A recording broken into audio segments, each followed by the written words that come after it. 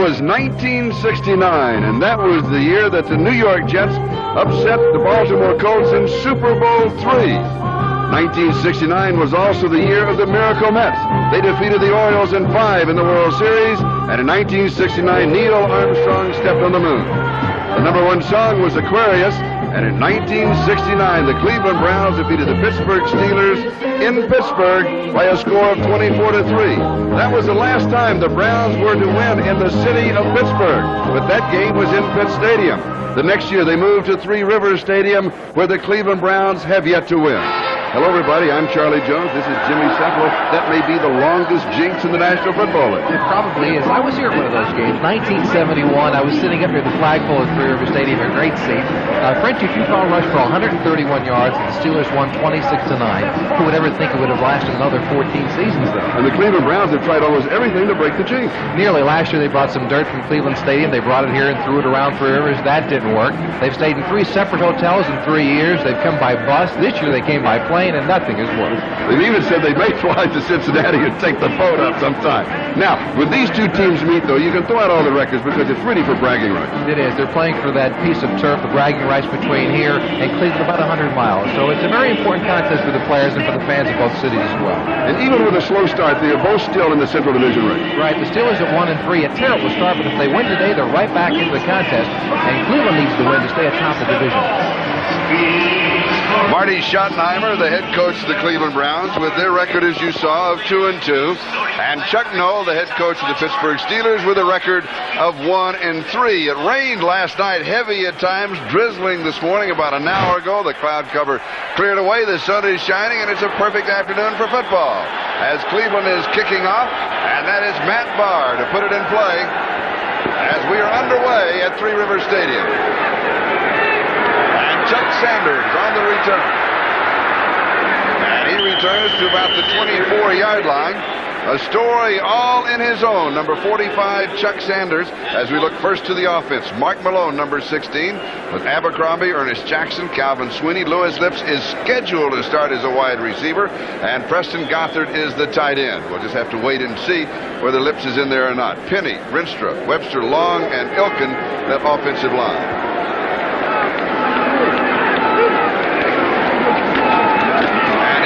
Abercrombie.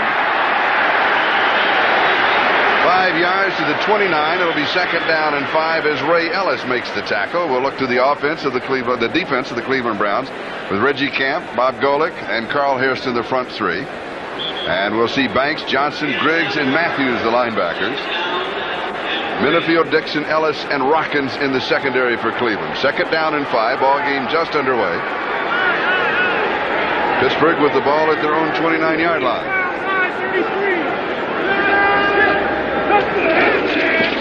And the give is to the second back through, who is Abercrombie again, 34-yard line. This will be a first down. First down of the ball game as Eddie Johnson makes the tackle.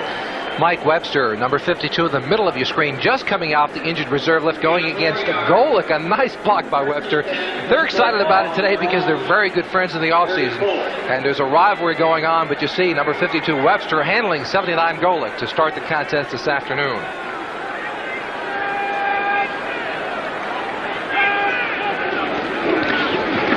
First down, and Ernest Jackson gets the call.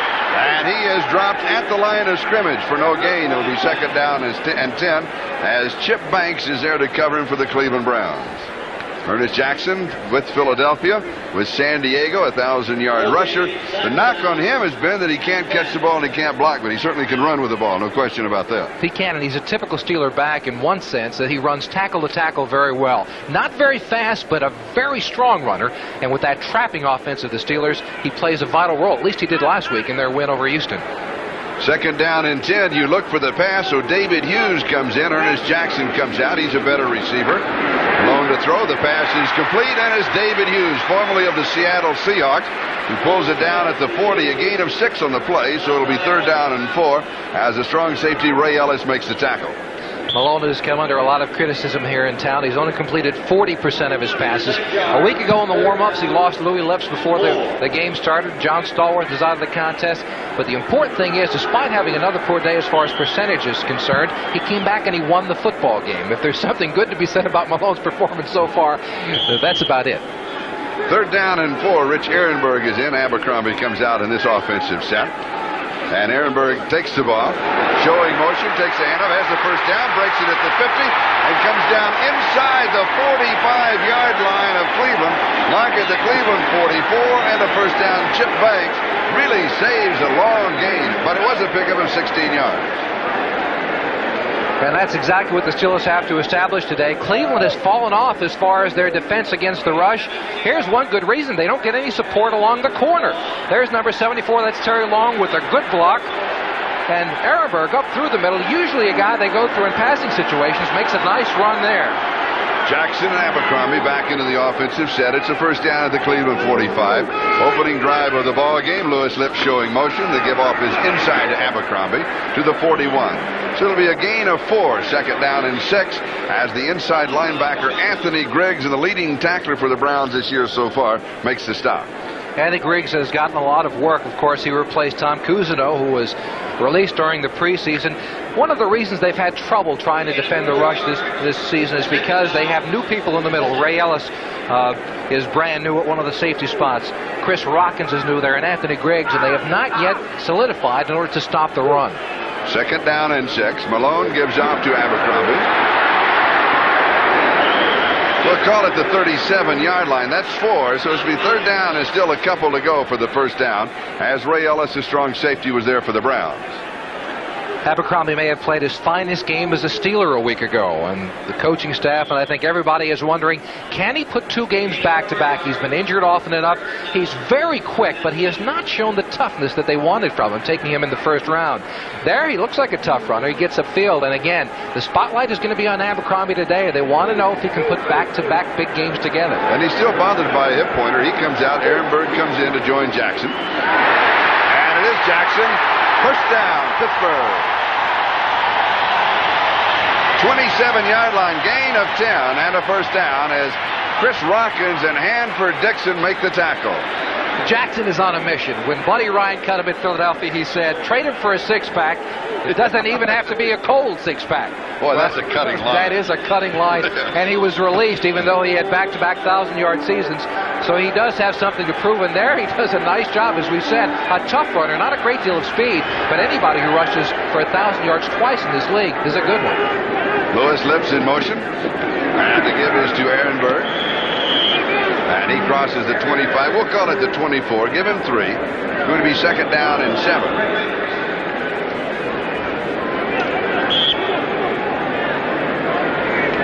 Very pleasant afternoon. We expected to see rain, and the clouds have blown away. 2nd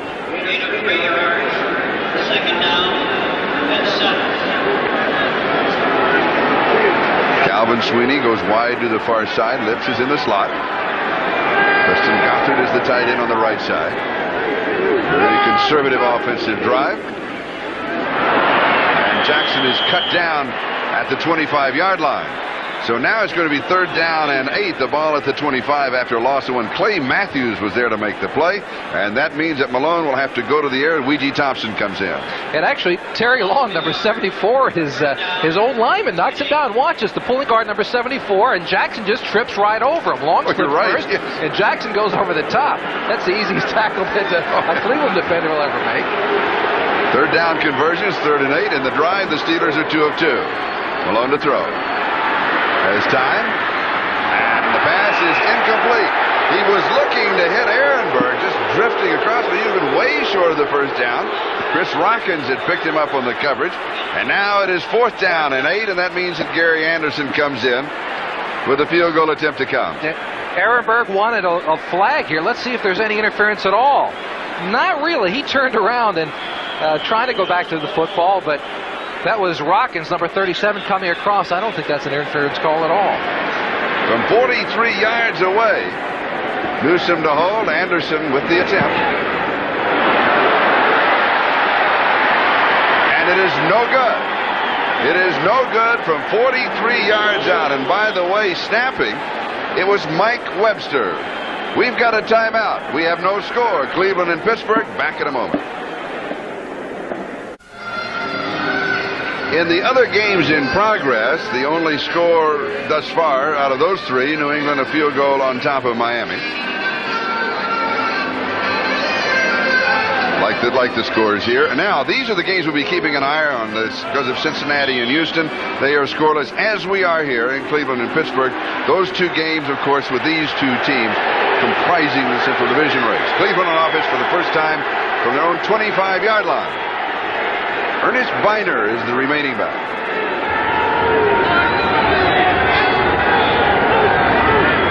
And Kosar gives to Biner.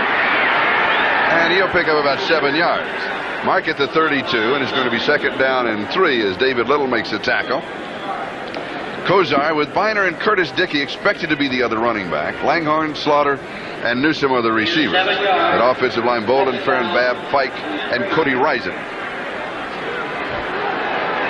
Second down and 3 at the Cleveland 32. And we expect to see Cleveland with the same type of offense as we saw from the Steelers. Very conservative, stay on the ground.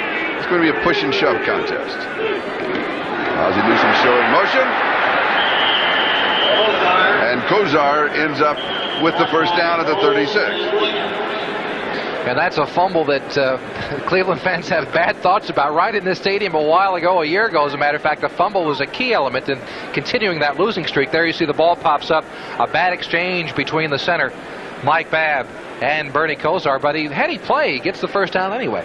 At least very close to it. They're going to bring the change out for the measure. Last year he was in a shotgun, as I recall, and turned around because of the crowd noise. The crowd was so into the ballgame. And you wanted to call a timeout, and meanwhile the ball was snapped and all kinds of interesting things pursued. Right deep in his own territory. It wound up with a poor punt after that, and the Steelers came back, scored a touchdown. They wind up winning the football game. First down for Cleveland. So the scramble works out this time for the Browns. And let's look at the defense of the Steelers with Willis, Dunn, and Nelson showing as the front three. Merriweather, Little, Cole, and Hinkle the linebackers. Sheffield and Clayton on the corners, Shell and Williams at the safeties. Spotted at the 35, so a first down at the 35-yard line. No score between Cleveland and Pittsburgh. With 7.5 minutes left to go in the first quarter. Biner the remaining back, and Kosar to throw. Has good protection, scrambles a bit, and it is intercepted by Chris Sheffield. That is his first interception. A flag is down, and Sheffield is down. The rookie free agent out of Albany State.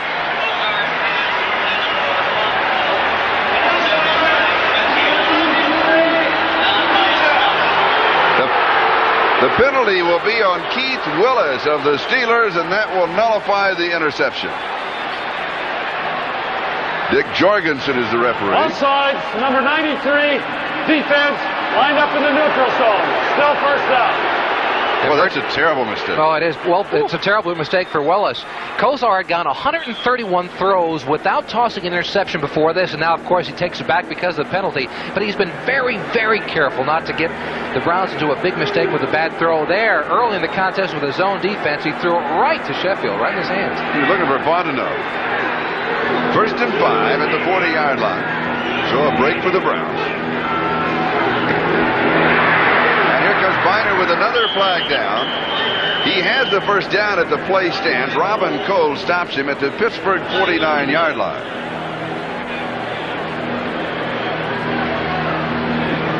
It is vitally important for the Browns to establish a running game. Lined up in the neutral zone. This time it was Mike Merriweather lining up in the neutral zone. Let's take a look at that run one more time. I said Biner, it's important for them to establish the running game. A trap coming from the inside. Nice blocking. He follows it well and straight up the middle.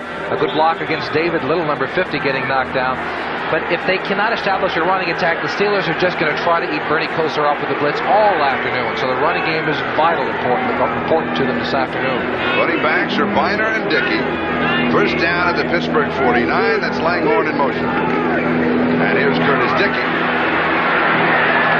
He will lean to about the 46-yard line. We'll give him 3. It's going to be second down and 7 as David Little led the Pittsburgh defensive charge.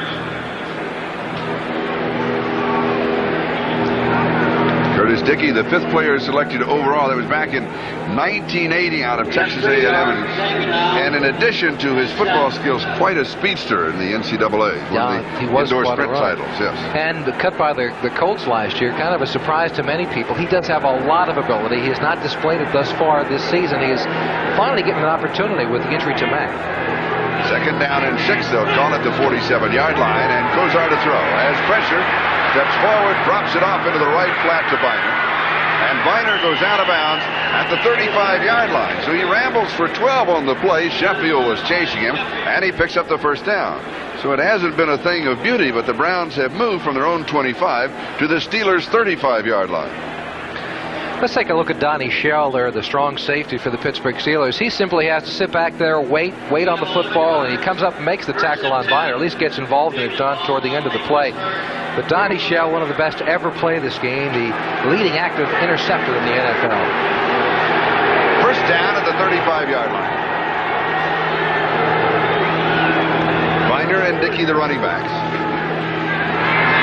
Play action fake to Dickey, and Viner drops it. Pass is incomplete. It's going to be 2nd down and 10 at the 35-yard line. And that's the type of thing Cleveland's going to try to do all day long, try to get Kosar out of the pocket when they want to throw the football. As I said, the Steelers' game plan today, blitz Bernie Kosar as much as possible.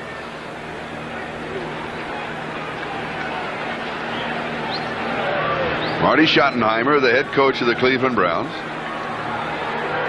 And he had an interesting note on the blackboard in the locker room. They had this time, you know, the times you go out and all that, and then it said 1 o'clock, street fight. And that's the way this game is usually described when the Steelers and the Browns hook it up. And here's Viner. And the Steelers are there. We'll give him 2 to the 33. It's going to be 3rd down and 8. I'm surprised on a 2nd and 10. Darrell Sims and David Little with the tackle, but the Browns are just going to run right at the Steelers. Well, they are going to run, and when they throw the ball, they've gotten to a pattern where they're throwing the shorter routes. Lindy Infante, the new offensive coordinator here, in fact, there's been 5 in the past 5 or 6 years, so another new offensive strategy for Bernie Kosar to try to comprehend. But they've thrown 24 passes to Ernest Viner, and to the wide receivers, just 20 catches throughout the first 4 games. 3rd down and 8. And the crowd now gets into the ballgame. The remaining back, and Kosar is going to take a timeout.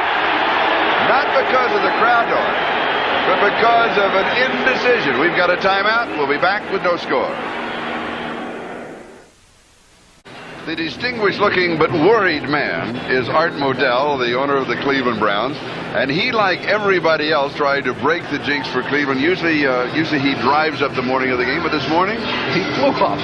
He flew up from Cleveland. They're going to try. And I'll guarantee he's in a different seat than he was last year. So he'll at least move over 1. But you know what the Rooney family will tell the Modells? You know, through this whole thing, the players have changed over the 16 years. You're the only one that's been the common denominator. Somebody suggested that perhaps he stay home and watch it on television. 3rd down and 8.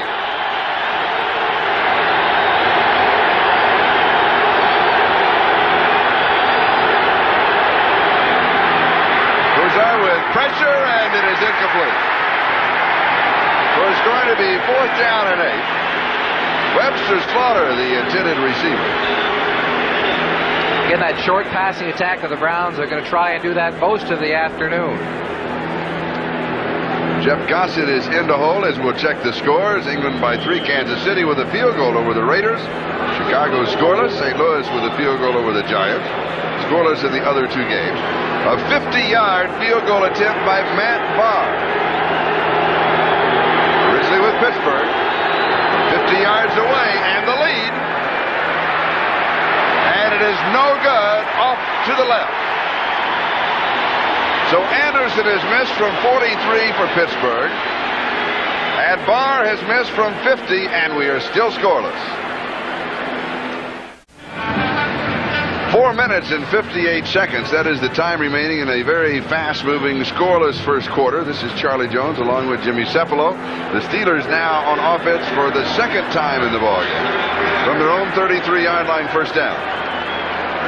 2 missed field goal attempts, and that's been the early story of this outing. Malone, a little play action fake. All the time in the world, the pass is complete. Calvin Sweeney pulls it in and has the 1st down.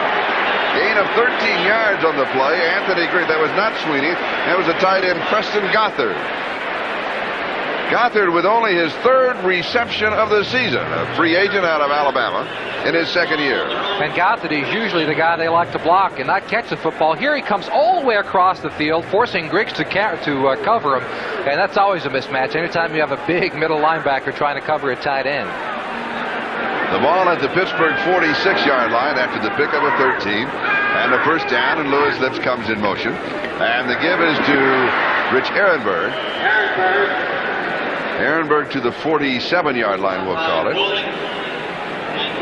So it's going to be 2nd down and 9. And Bob Golick, the nose tackle, is the man who stopped him. And number 31 is Frank Minifield, who is the player shaken up.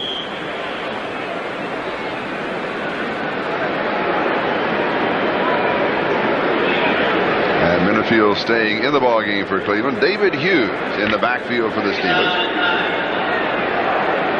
Hughes signed this year as a free agent. His previous 5 seasons with the Seattle Seahawks, and used primarily in 2nd and long and 3rd and passing situations. Play action fake going deep to Louis Lips. Has position, good defensive play, and an interception for the Cleveland Browns. And it's Frank Minifield who came up sucking for air a moment ago, and they went right after Minifield had recovered and has the interception. And you got to give Minifield more than enough credit for this. Coming off the injury, he still has enough presence of mind to come back and make the big play against Louis Lips. Now, this is anybody's ball. When you get into this position, a quarterback likes to think, I've got a 50-50 shot. They go up, and Minifield surprisingly out-jumps Lips. This is Charlie Jones, Jimmy Cefalo. Cleveland with their 2nd opportunity in offense, this time from their own 15-yard line. Fontenot and Biner are the 2 running backs. Biner gets the call. He goes out at the 19-yard line, has 4. It'll be 2nd down and 6. Defensively, Harvey Clayton was there. Be sure to join us on Saturday evening, October the 18th. That's 2 weeks from last night. It'll be the opening of the Fall Classic as NBC Sports proudly presents the 83rd World Series. Baseball's great moments were first televised, as most of you know, on NBC, and our long tradition continues as the National League champions host the American League champions in Game 1. The World Series is back home on NBC. No score here between Cleveland and Pittsburgh. It is 2nd down and 6. The Cleveland Browns control in their own territory, and Bernie Kosar to throw. Goes deep. He airs this one out. Has a man there. Oh! And pass interference is going to be called. There's very little question about that. Harvey Clayton. Harvey Clayton He saved the touchdown, though, because Webster Slaughter, the rookie out of San Diego State, did have a step on it. But nothing makes a receiver matter is to play the game and play it right. You get open, you beat the guy, and then he tackles you from behind. I mean, there's no question about that. Everybody and their sisters have gone after Clayton this year. He's had a poor season. A week ago, he came back to play well against Houston. But you can bet your bottom dollar that this afternoon, Kosar and Slaughter are going against them. Penalty of 53 yards. And the ball at the 28-yard line. And a first down is Steeler territory. And as a receiver, Jimmy, I know that you hate it. Oh, I hate it then. They come back and say, hey, if you want to play the game, play it right. But it's, right. In soccer, they call it the professional foul. Nobody likes it. A little play action fake. There's pressure. He gets the pass off. Biner stumbles. Stays on his feet. Still manages to get to the 23. All that in a gain of 5. Robin Coe was there for the defense. It'll be 2nd down and 5. And Slaughter did look good getting open on the play behind Harvey Clayton. But like you said, everybody's been running at Clayton. It's just as if they want to save him until they need him. Other scores. New England, look at this. Miami always has a problem winning at New England. Kansas City in front of the Raiders, 10-0. Chicago scoreless against the Vikings. 2nd down and 5. Brennan in motion. Here's Fontenot. Fontenot has the first down as he goes to the 15-yard line, picks up 8. Robin Cole with the tackle. Let's go back to the other games in progress.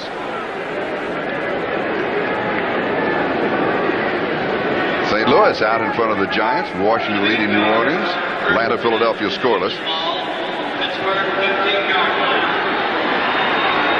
Green Bay leading Cincinnati, and Houston leading Detroit. And here it is Cleveland nothing and Pittsburgh nothing. A pair of missed field goals. Matt Barr for the Browns missing from 50.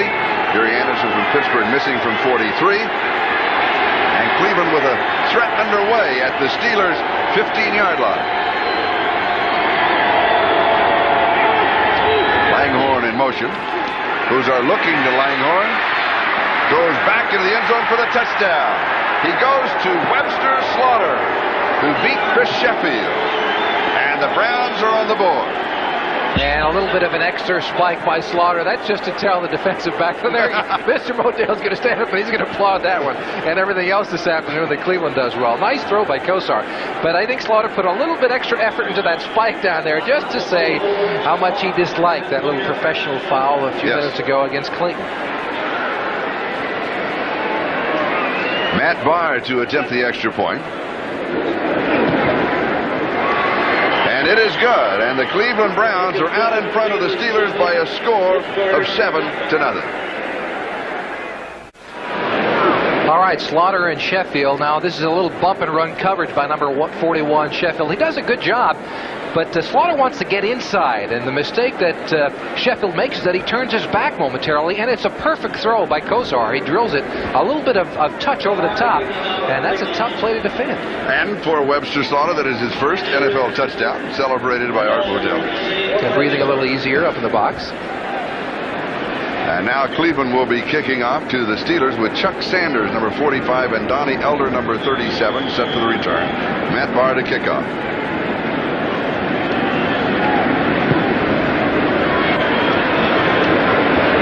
And Donnie Elder from the goal line.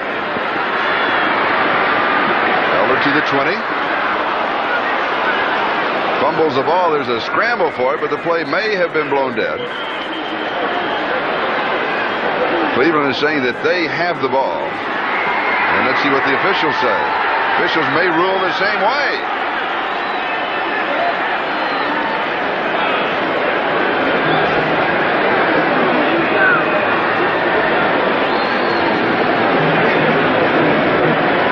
And a conference is going to be held.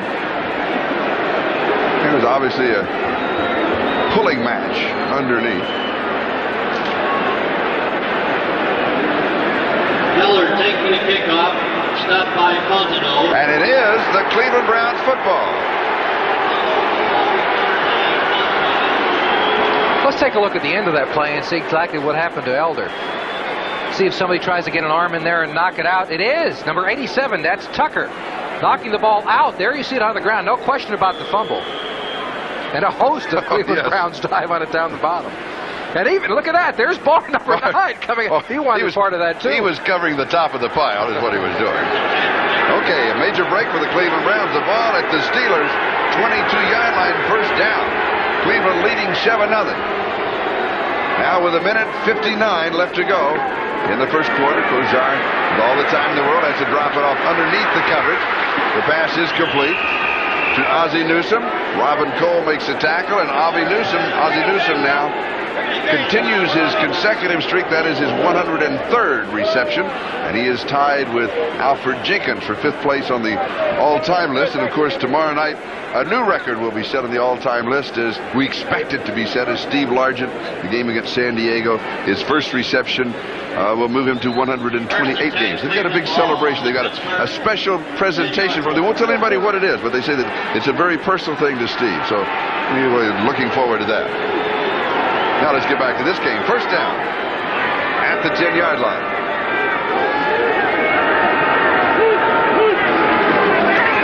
Here's Biner.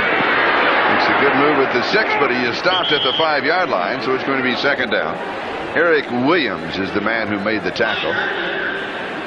Stopped by Shell and Williams. And Gary Dunn, the fine nose tackle for Pittsburgh, number 67 in the middle. See, he's rolled out of there, double team. Babb gets a nice block, opening the hole for Biner, who gets very close to the 5-yard line.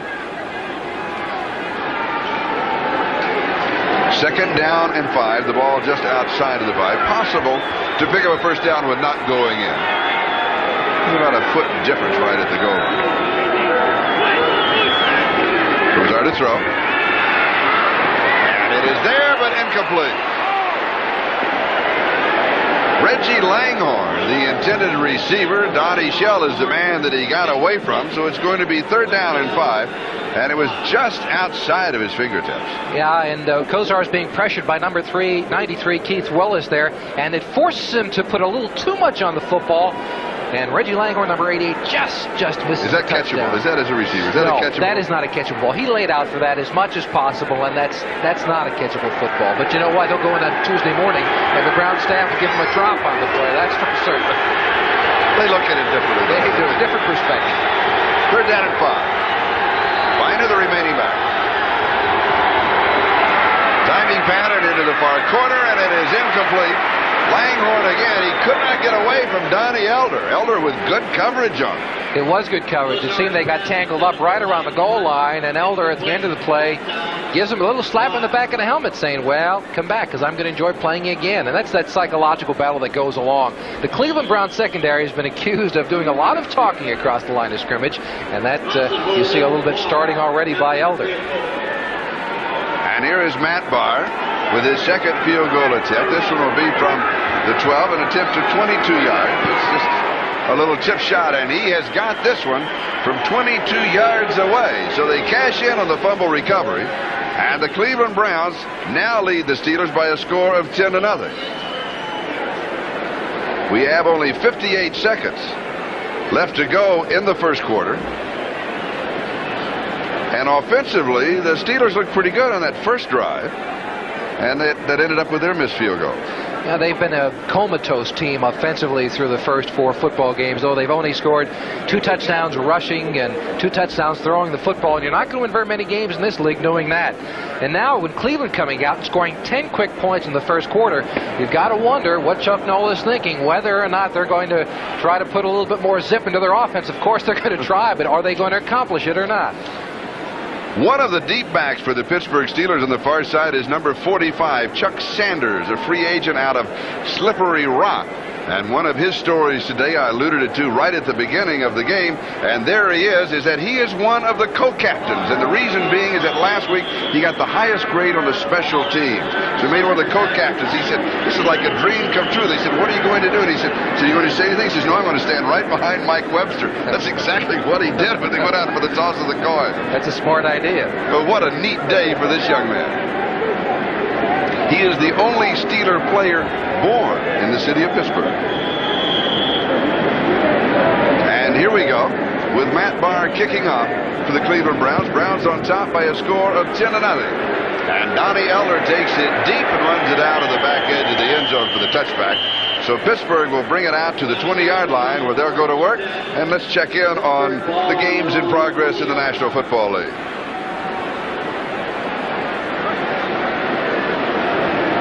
New England leading Miami by a score of 10-0. Kansas City still in front of the Raiders, 10-0. Chicago and Minnesota scoreless. That's an interesting game. We'll be keeping an eye on that one. The Giants trail, Washington leads, and no score, Philadelphia, Atlanta.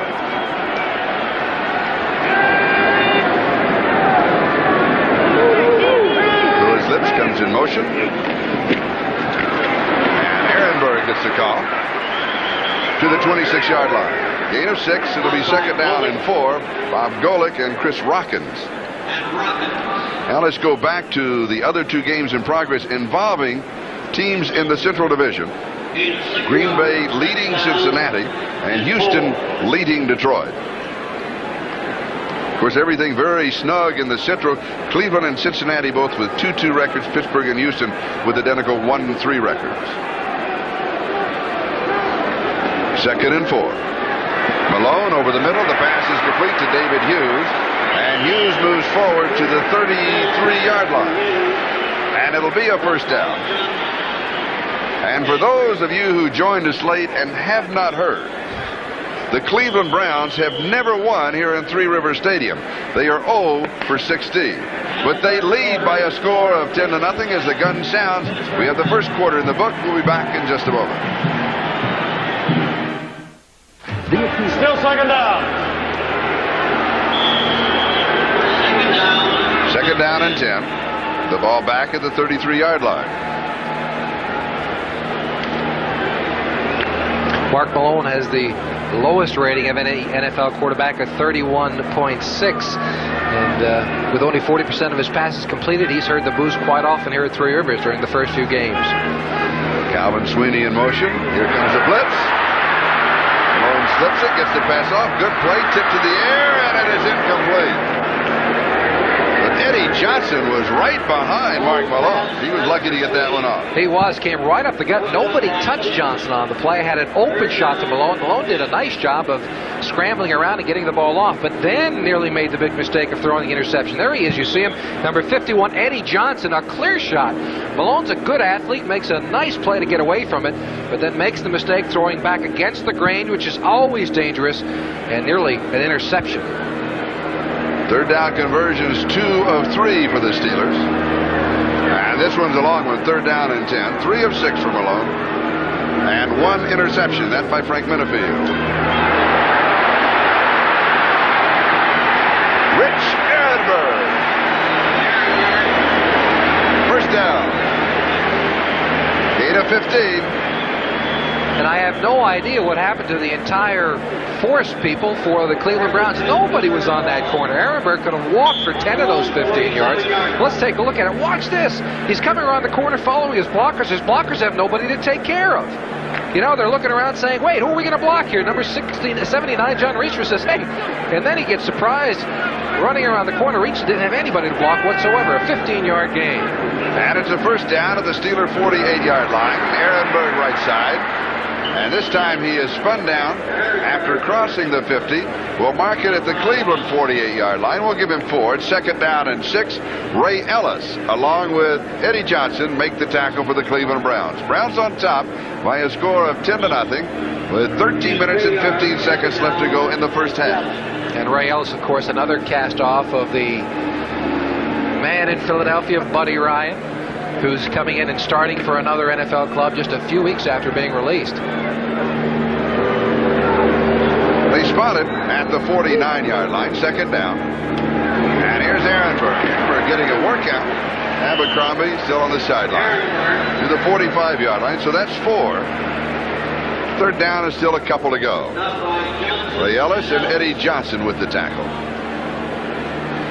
Let's take a look at this collision. Now, you know, when you say, hey, I'd like to be an NFL football player, this is what got me to retire and sit in the booth next to you, Charlie, for a while. Take a look at this. Boom, 24 versus 24. Ray Ellis versus Rich Ehrenberg, and that's enough to make anybody retire.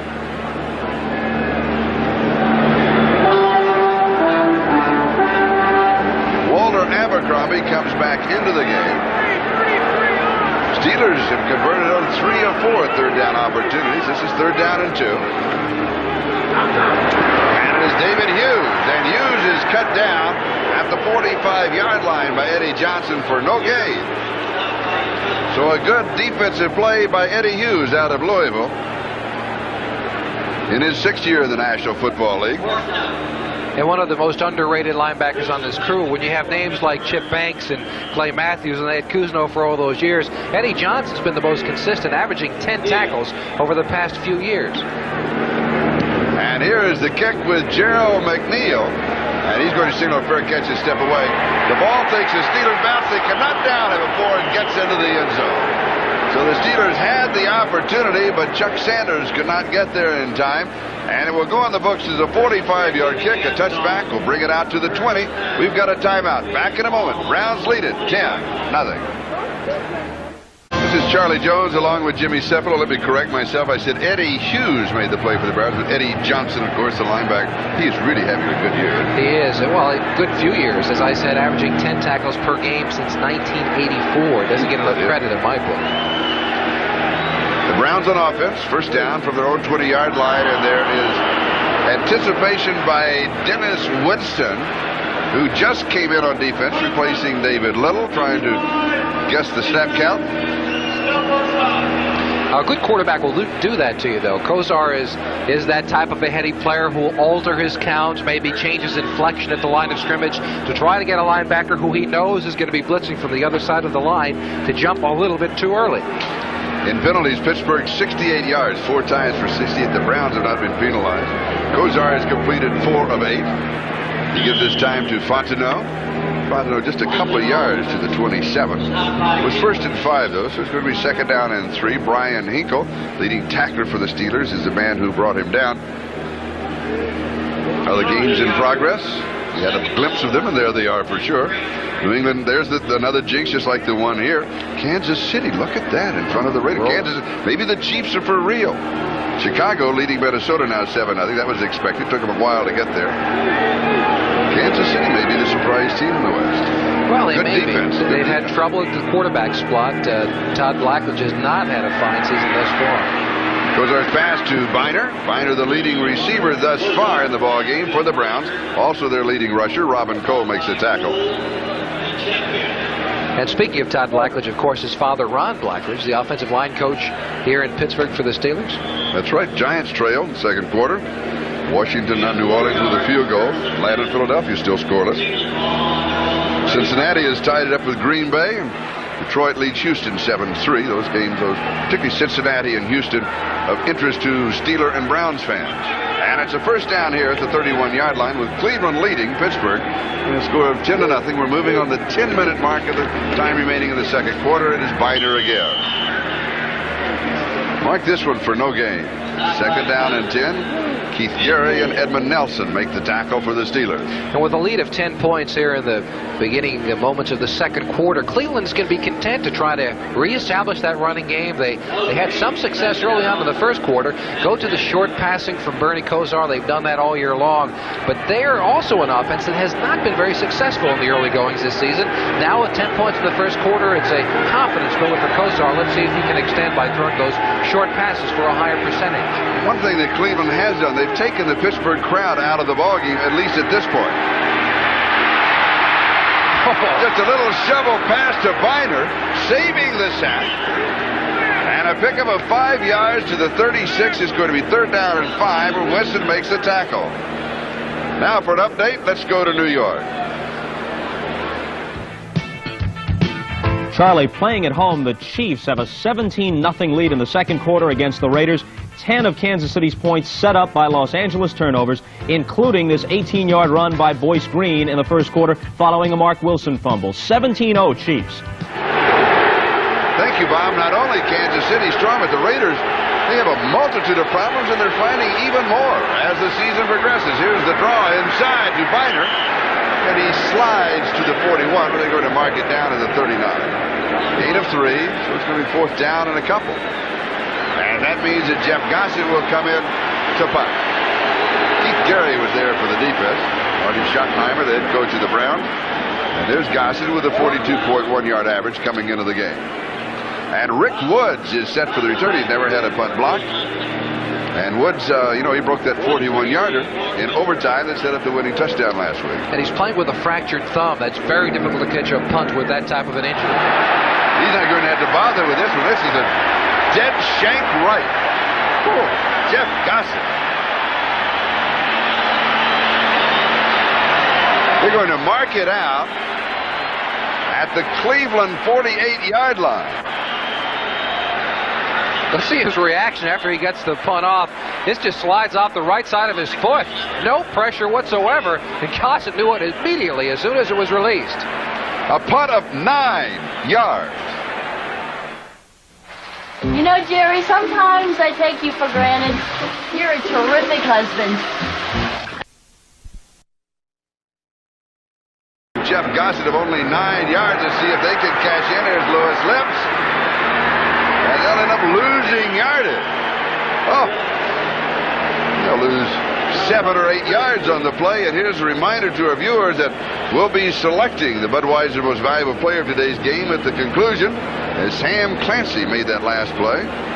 Mark Malone has completed 3 of 6 for 26, and let's go back. All right, a little bit of the tomfoolery doesn't work here. The handoff back to Lips, who's suffering from some hamstring problems today. You have to wonder, is he 100%? He does not get around the corner. Eddie Johnson, number 51, came along to turn him back outside. Once again, Eddie Johnson with a big play. 2nd down and 17 after the loss of 7. Malone to throw. There's pressure from the outside. Pass is complete, incomplete. Ehrenberg had it, did not have possession as he was hit immediately, and guess who it was? Number 51, Eddie Johnson, who's having an excellent game.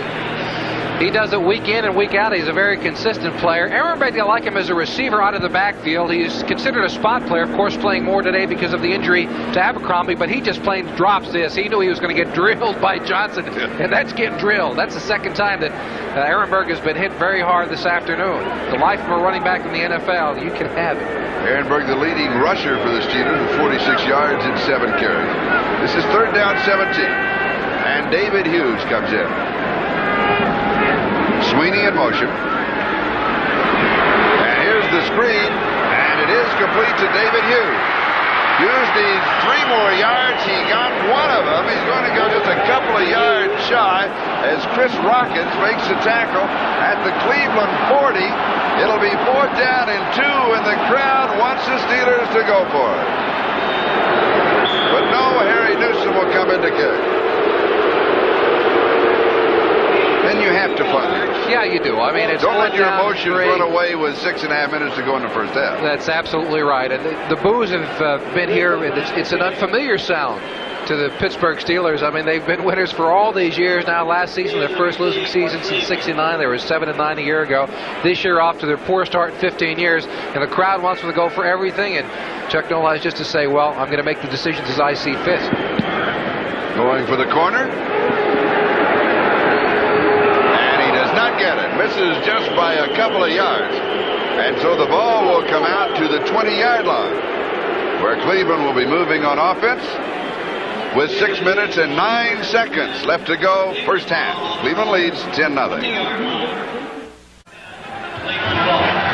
Marty Schottenheimer, the head coach of Cleveland, went to school at Pittsburgh and was in the Steelers camp for a couple of weeks. Chuck Noll, the head coach of Pittsburgh, was born in Cleveland and, of course, played for the Browns for 7 years under Paul Brown. An interesting connection. Yep. They are very good friends off the field. Ernie Spiner. No gain. 2nd down and 10. Harvey Clayton with the tackle as we pause briefly for station identification. This is the NBC television network. This is WKYC TV3 in Cleveland. This is Charlie Jones, Jimmy Cefalo, Three Rivers Stadium. It is Cleveland 10, Pittsburgh nothing. Cleveland has never won here in Three Rivers Stadium in 16 years. A Kosar to Slaughter pass for 15 yards, capping an 85-yard drive. That was a touchdown. And for Webbs to Slaughter, the number 2 draft choice out of San Diego State, his first NFL touchdown. And then Matt Barr with 22-yard field goal going deep. Incomplete. Ever so close to Gerald McNeil at 5'7", 146 pounds. One of the little men that they talked about in the pregame show. Let's take another look at the end of that play. Remember when we talked about drops before, Charlie? Yes. I think Kosar's going to give him a drop on this one. You can't throw that any better. See, if it hits you full flat in the hand as a receiver, you have to bring it in. The other one we talked about earlier when Slaughter dove for the ball in the corner of the end zone was not a drop. But McNeil with so much speed, he'll play in the league a couple of years longer, and he'll catch those balls by laying out and making sure the catch from getting the touchdown. Just get the big gainer. At 146 pounds, the lightest running back, lightest man actually in the NFL. They call him the Ice Cube. Fits inside the refrigerator, of course. That one just slipped away. Was it intercepted? Edmund Nelson. The Steelers have the break they need to get back in the game. This is an interesting call. It's either an interception or a fumble recovery. I'm not sure which. It depends on whether Kosar's arm was moving back or whether it was moving forward. If it starts to move forward at all, then of course it is a pass, and he would have had to catch the ball on the fly for the interception. No, they're calling it a fumble. That's right. It was still moving backwards. That is a fumble. They did not have to catch that ball flat in the air. And there you see Nelson covering it up for a fumble recovery and not an interception. So the ball is at the 10-yard line of Cleveland. Pittsburgh with the big opportunity. First down. Ehrenberg and Jackson are the running back. This comes in motion. The spin, they give inside to Ernest Jackson. And he simply plows to the 5-yard line. It's going to be 2nd down and 5. Camp and Johnson were there for the defense. The Steelers, with the problems they've been having with their offensive strategy and execution for the first 4 weeks of the season, have to capitalize. They need 7 points here if they're going to get back into the football game here in the second quarter. 3 points with this kind of an opportunity just is not going to cut it if they're going to go by what their offense has done for them over the first part of this season. Leaning for the goal line is Ernest Jackson, and he is turned away just inches away. It's going to be third down with Eddie Johnson and Chip Banks making the tackle. All right, here's Jackson coming right into your living room. He can get the first down inside the 1-yard line. Let's take a look at it. Number 56, Banks, with the tackle. And making sure that he doesn't get in, and once again, is Eddie Johnson. Third down and just inches.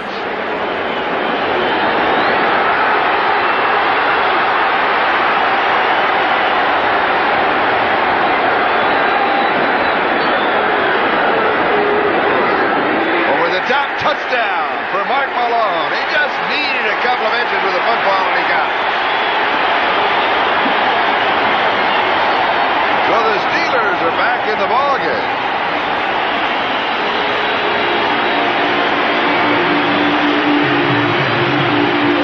Malone, our man. Well, it's been a lonely season for Mark Malone. That must be a family member up there. He's not a popular man in Pittsburgh his first 4 weeks.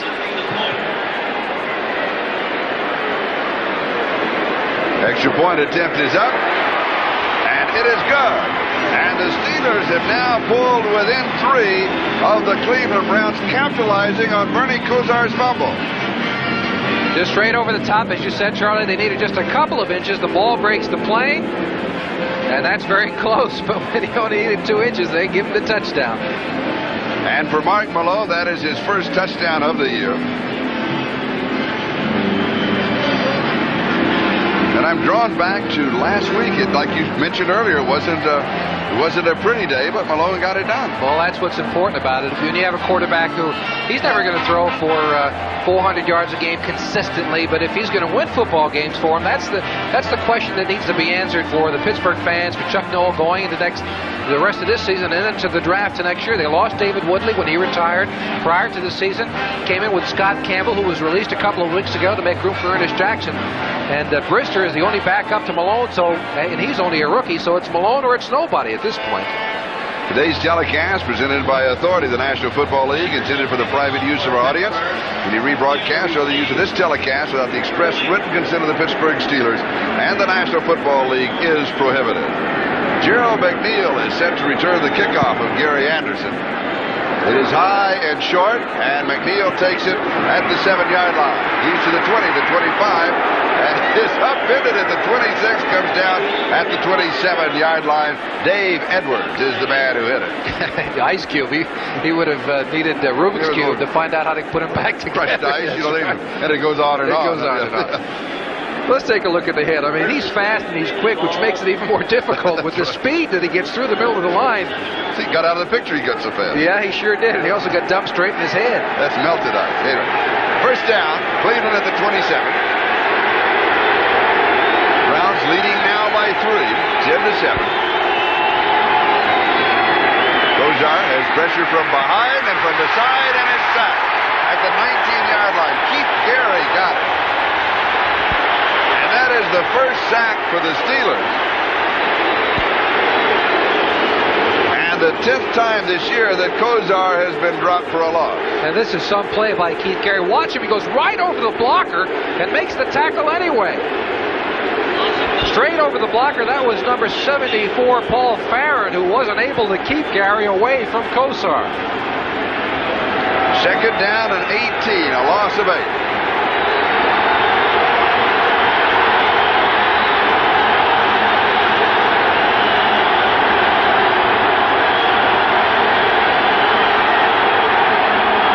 Jumping on the right side, but Ricky Bolden pulled away. They're going to call a false start on the Cleveland Browns, and that'll cost them 5 more.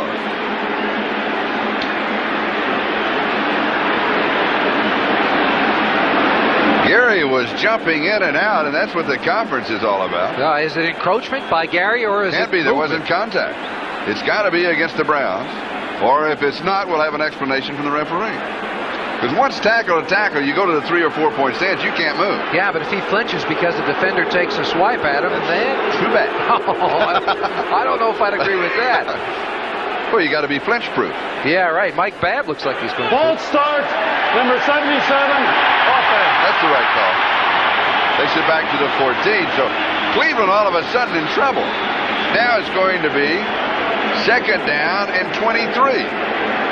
All right, take a look at the top of the screen now. Bolden, number 77, moves. There he goes. He flinches away. What you can't see in that shot is Keith Gary, who took a running start but moved back at the last minute. Bolden says he caught him. The Steelers have to call a time. They have too many men on the field. And so Keith Willis was hurrying on. They started counting, and they said, oops, we have 12. And Willis headed for the sideline. They turned and stopped the clock with a timeout. Now, let's go to the 10-minute ticker. New England comfortably in front of Miami, 17-0 in the second quarter. Kansas City by a like score over the Raiders. Chicago has added 3 more. They now lead the Vikings by a score of 10-0 in the second. The Giants and St. Louis are tied 3-3. Washington just by 1 over New Orleans. That's interesting. And Atlanta, they have been such a hot team, still scoreless against the Eagles. Cincinnati leading Green Bay 13-7, and Houston is trailing Detroit 14-10. And here it is Cleveland 10 and Pittsburgh 7, and of course in the AFC Central, Cleveland and Cincinnati going into the action today tied for the lead at 2-2. Pittsburgh and Houston with a record of 1-3 are tied for third place. So once again, it looks as if in the Central Division will not have a wild card, and only that's for sure. You think that the winner may be by default one more time. Divisions go through those problems periodically, and it happens to be the AFC Central's turn to have those difficulties. They seem to just beat each other. They're very close in competition. Many thought that the Cleveland Browns this season would pull away from that pack. They played a fine game last year against the Dolphins, should have won in the playoffs and continued on.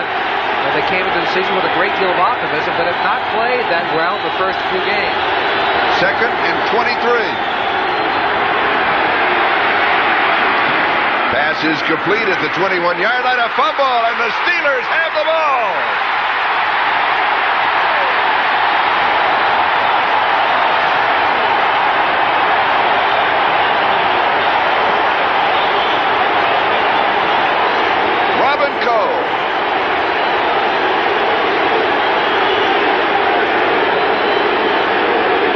Langhorne simply drops this ball. He slips down, had enough room to get a few more yards out of the deal, panicked, and then just dropped the football. Watch him. He slips and says, oops, I can get a couple more yards. Well, he had a little bit of help in losing the football, getting it popped up. Number 55, Dennis Winston, helped him along with that fumble. And a first down for the Steelers just outside the 21, sweep right side. Here's Ehrenberg. And he'll be wrapped up at the 20. Give him a yard.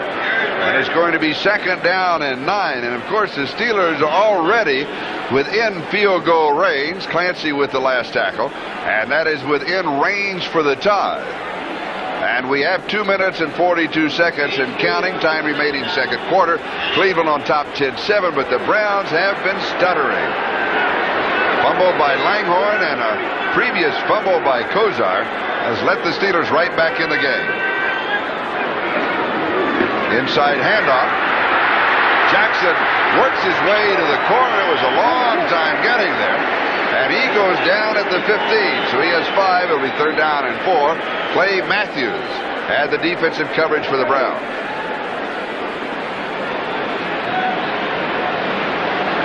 So the Browns have made this thus far an exciting game, both for Browns fans and Steeler fans. Well, the turnovers have really hurt them here, and as you said, the Steelers with a big opportunity to get back in the game. 2-minute warning will be given to both benches. We'll take a timeout. The score is Cleveland 10, Pittsburgh 7. We'll be back to Three Rivers Stadium in just a moment. Thus far in the first half of the Pittsburgh Steelers, Abercrombie with 22 yards rushing and 5 carries. He's still out with that Charlie horse. Ernest Jackson with 29 yards and 7 carries, and Rich Ehrenberg 47 yards and 8 carries. So the Steelers in the first half have rushed for a total of 98 yards. Mark Malone also rushed for 2 inches and a touchdown. 3rd down and 4 for the Steelers at the Cleveland 16-yard line.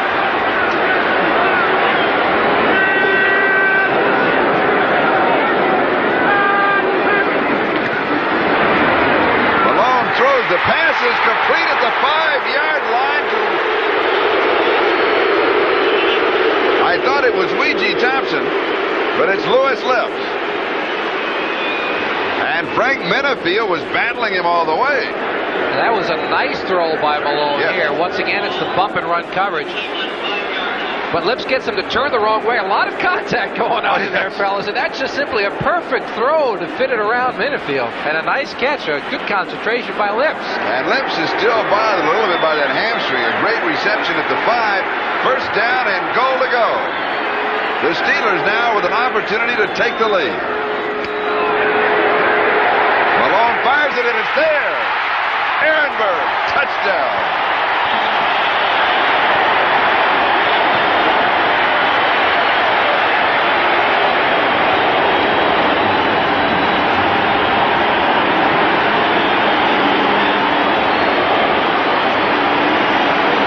Another fine throw by Mark Malone. He had to fit it around Ellis and found Ehrenberg in the corner of the end zone. That's 2 very good throws back-to-back by Malone, something he has not done this early part of the season. And the extra point is up, and it is good. And the Steelers, after trailing 10-0 now, have taken the lead 14-10.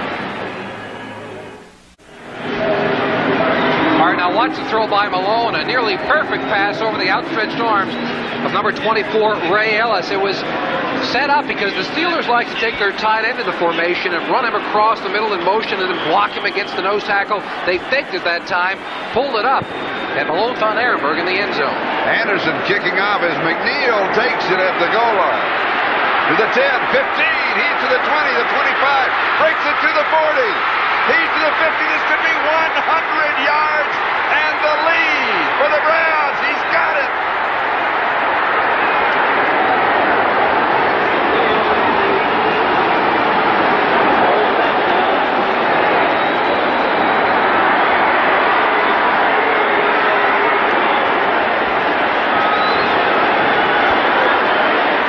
Gerald McNeil at 5'7", 146 pounds. He did it a week ago against the Lions. He went 84 yards with a punt return. Now he does it with a kickoff return. Watch how quick he is. He has everybody running in the wrong direction. The kicker comes over, and you can forget about that. 146 pounds, as you said, the lightest man in the NFL.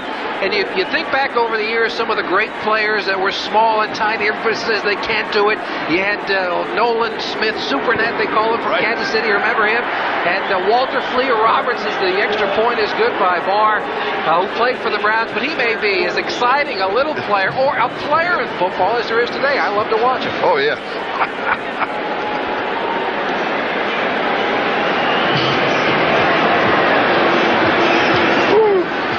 1974, Greg Pruitt was the last time that a Cleveland Brown went 100 yards with a kickoff return. Where'd Modell go? Art's already gone down. He's going to congratulate He's going to congratulate. Let's do that. Oh, there he is. Look at that. Look at that smile. Look at that smile. Art's up talking with everybody now. He was alone by himself. Nobody wanted to talk to him. They get the return to him.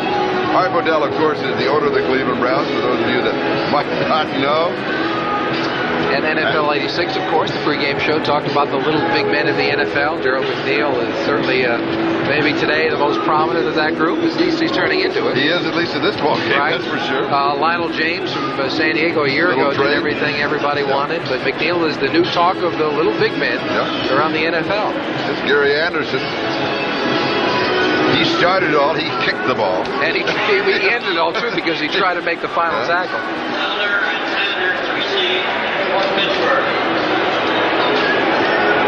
New England has scored again. They now lead Miami 24-0. The Raiders on the board 17-7. Chicago still leads 10-0 over the Vikings. Giants and St. Louis still tied. Washington leads, and Philadelphia leads Atlanta now 7-0. Well, the Eagles win one. They think they can win them all, I guess. Kind of a short squib type kick. David Hughes returns for the Steelers. They certainly didn't want Pittsburgh to counter with a long kickoff return of their own.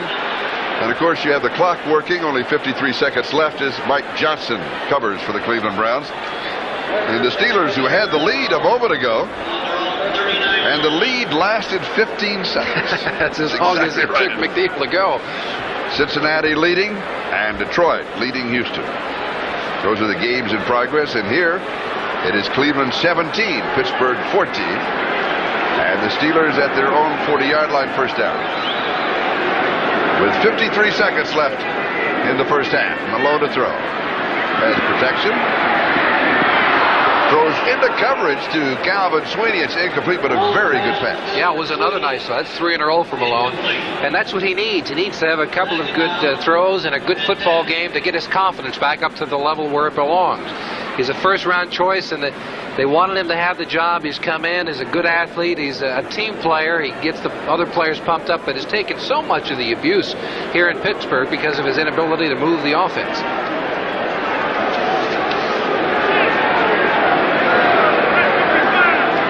Second down and 10. Malone drops it off. David Hughes. Hughes to the sideline to stop the clock at the 45-yard line. So it's third down and 5. Frank Minifield makes the tackle. It was just a week ago that Gerald McNeil went 84 yards with a punt return that you talked about. Yeah, and this is the longest in the history of the Cleveland Brown franchise. And just watch him, though. He's got so much quickness and speed, and he's one of those. You see the kicker once again. He has fun with those kickers at the end of the thing. It's that matador. He just kind of olay as he goes by. So he does it again. This time, that was a punt return. This time, a 100-yard kickoff return for Gerald McNeil. Malone has pressure, steps forward. He ends up losing a yard. He does get sacked. For the Cleveland Browns, that is only their 6th sack of the year. And now it's interesting because with fourth down, guess who's walking back out to the field? Gerald McNeil is still winded from the kickoff return, but this could be dangerous for the Steelers because he has the ability to, if not go all the way on every play, of course, to get them in position to kick another field goal. There is 32 seconds remaining. That sack, by the way, is only the 4th time this year that Mark Malone has been sacked. And Harry Newsom will be punting to the Ice Cube himself, Gerald McNeil.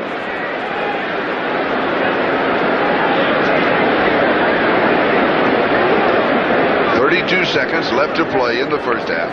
Cleveland now leading by 3, 17-14. The Browns led 7-0, then 10-0. Pittsburgh pulled within 3, 10-7, and then in front 14-10, but then some 15 seconds later, McNeil with a 100-yard kickoff return put the Browns back on top by a score of 17-14.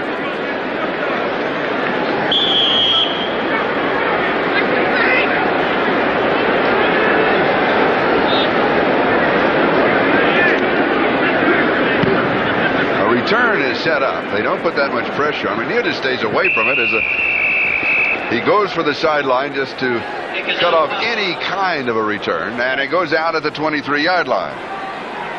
So Cleveland takes over on their own 23, first down, with 24 seconds left to go in the first half. I would assume they'll be very content just to take one running play, let the time run down, and go into the locker room at halftime. I think this deep in their own territory, that would be a smart move at this point. Again, Bernie Kosar likes that short passing game under Lindy Infante. That's at least what they've been doing this far. And I would imagine they'll simply sit on the football, go into the locker room down by 3 points. And that's exactly what they're going to do, as Reggie Langhorne has become the safety man in case there is any kind of a fumble. So Kosar is just going to take back, put the ball down, and we'll let time run out in the first half. So you have to officially take the countdown. And the score at halftime is Cleveland 17 and Pittsburgh 14. And the Steelers have made it close, had the lead just for a moment until this man, Gerald McNeil, rambled 100 yards with a kickoff return. Once again, though, the Steeler offense has been anemic. The 2 turnovers is what allowed them to go ahead and score their 2 touchdowns. But they've got to do more in the second half in the way of offense, because they simply have not done anything to help themselves yet this half. And now let's take a look at Gerald McNeil in action, a 100-yard kickoff return. And his size really is not a detriment to him on kickoff and punt returns. It is as a receiver, because he's small and difficult for a quarterback to find him. But here he's so quick because he does have that small size. He doesn't need a large crack, certainly, and he has a smaller target to get gripped at. That's the good portions of his small size in the NFL. NFL 86 halftime activities with the score Cleveland 17, Pittsburgh 14 will continue right after these messages from your local station.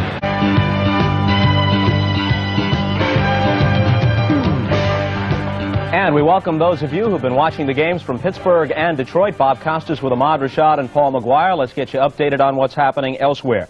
New England is pummeling the Dolphins. As we told you on the pregame show, they're calling the Miami D Miami Mice these days, and maybe it's affecting the offense too, because Dan Marino has troubles. On his first attempt of the day in the first quarter, the pass is intercepted by Ronnie Lepet, and it sets up a field goal by Tony Franklin. A bit later, Tony Eason threw a 2-yard touchdown pass to Willie Scott. They led 10-0 at the end of one quarter. In the second quarter, they build it to 17-0 on this scoring run from 7 yards out by Craig James.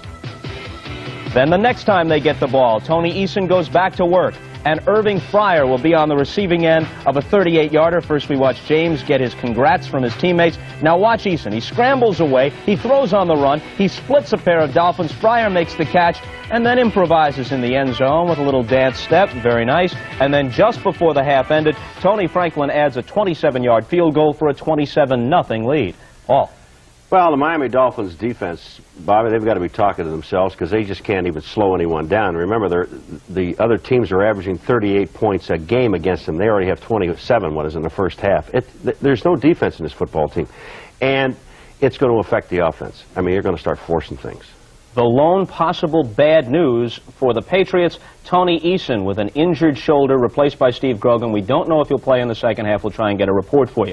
Now, in Kansas City, the Chiefs might be on their way to a 4-1 start. They led 17-0 over the Raiders at one point. The Raiders have closed it to 17-7. A glum Al Davis, his team 1-3, and one of the reasons why Davis is unhappy, the health of Marcus Allen. Misses his second straight game with an injured ankle. Turnovers set up the first 10 Kansas City points. Ray Guy on the punt attempt fumbles, and it leads to a Nick Lowry field goal. Then after Mark Wilson botches a snap, Kansas City gets the ball back, and that drive ends with Boyce Green scampering around the left side for 18 yards and a 10-0 lead. A bit later, Todd Blackledge, a yard pass to Paul Kaufman, and it was 17-0. However, Tom Flory's team did get on the board on a Dokie Williams reception of 12 yards from Mark Wilson. Interesting, because the replay showed that Williams did not have possession in the end zone. The replay official was set to overrule the officials on the field, but again, they were unable to communicate down to the field, and so a call they wanted to change stood. More evidence of the ongoing failure, and it has to be called a failure so far.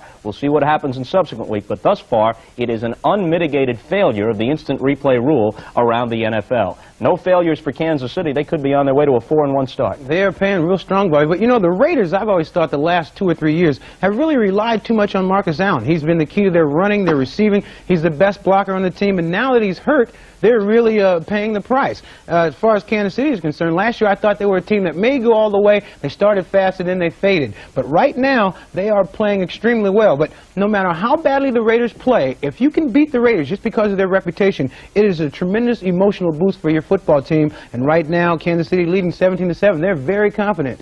Two more notes from that game, Ahmad. Carlos Carson goes out, the chief wide receiver. He's got an ankle injury. Van McElroy, the defensive back for the Raiders, goes out for a different reason. Involved in a fight with Irv Eatman of the Chiefs, which isn't too smart to pick on a guy like that. McElroy will cool off the rest of the game in the locker room. The Bears take a 10-0 lead to the half at Soldier Field. The Vikings stopped them at the 1 as time ran out in the first half to keep it close. The Giants lead the Cardinals, and that game has gone to the half. Battle of field goals. Allegre has 2 for New York, a 6-3 lead. Washington, halftime at the Superdome the lead on the Saints, 14-6. Philadelphia leading Atlanta. Gerald Riggs left with a possible concussion for the Falcons. They haven't lost yet this year. They're 4-0, but they trail 10-0 at home at halftime. Cleveland and Pittsburgh. Let's look at some highlights from that game. The Browns have never won at Three Rivers, as their owner Art Modell knows only too well. The prospect of a long afternoon facing him, and his expression shows that. But things begin to look up for the Browns. Bernie Kosar, not known for his mobility, scrambles right and throws across his body 15-yard TD to Webster Slaughter, and that brings Mr. Modell to his feet.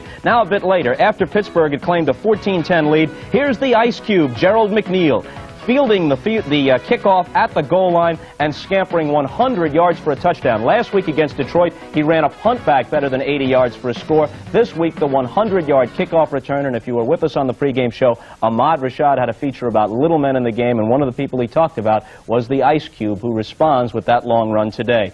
Cincinnati and Green Bay, the Bengals just got another touchdown. The Packers are on their way to an 0-5 mark. 27-7 is the score there. And one other score to report, Detroit with the lead at halftime over Houston, 21-13. Now let's send you back to the ballpark.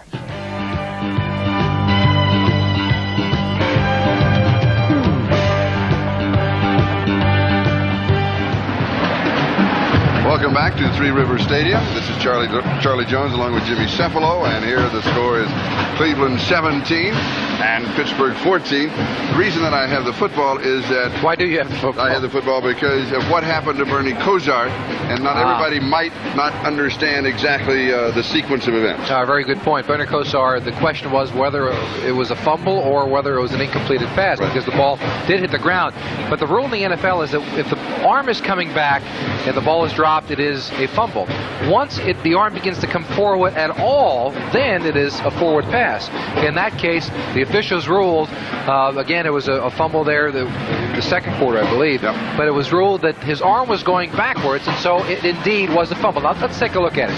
Kosar is coming back. The ball just slips plain out of his hands. Now, is his arm coming back, or is it moving forward?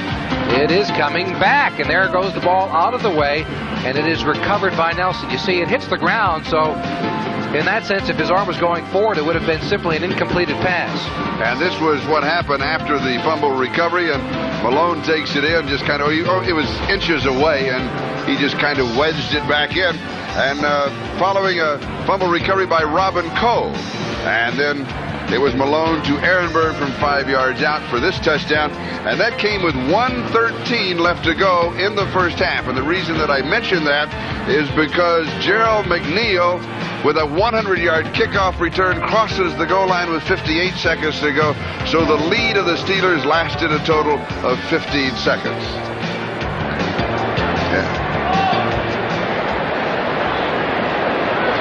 In reality, the first half pretty well dominated by the Cleveland Browns, but they have made mistakes, and the Steelers have been able to capitalize on it. And you have the feeling that the jinx is still in effect.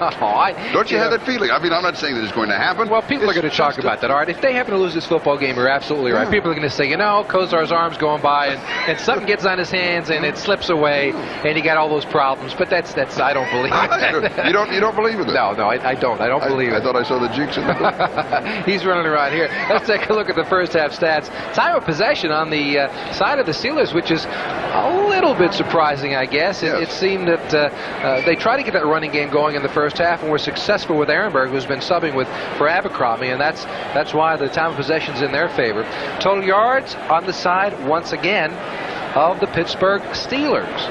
The 17-14 lead coming with Gerald McNeil's return, and that is not reflected in those specific statistics. But very close game in many ways here in this first half. And the score, Cleveland 17, Pittsburgh 14, as Gary Anderson will be kicking off to the man himself, Gerald McNeil.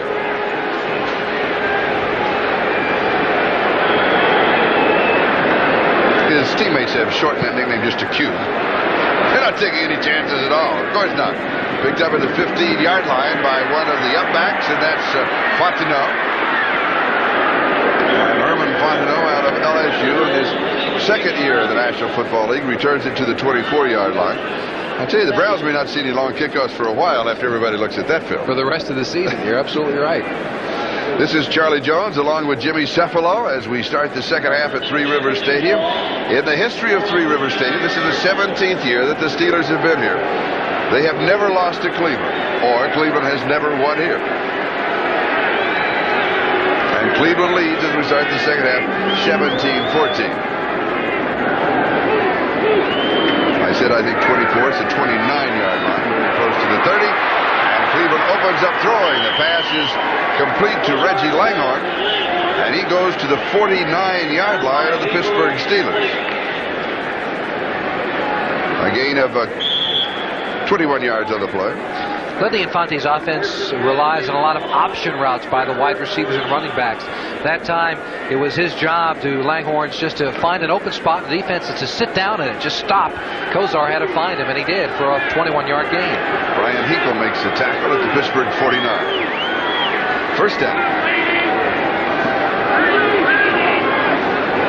Brian Brennan in motion. Little play action fake. Kosar fires it. His tip should have been intercepted.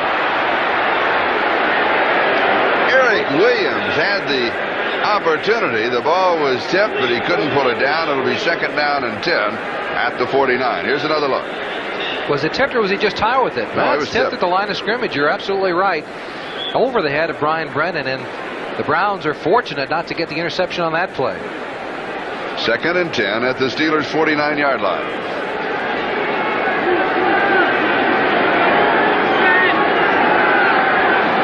Pieces of paper are being strewn about in the air as if there's a snowstorm happening here at Three Rivers. Fontenot. No gain. May lose a yard back to the 50 as Edmund Nelson was there. Let's mark at the 50 and call it third down and 11. Third down and 10.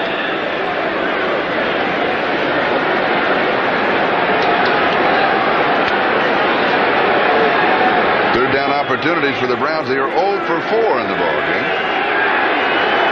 And there you can see some of the paper that is being windblown around Three River Stadium.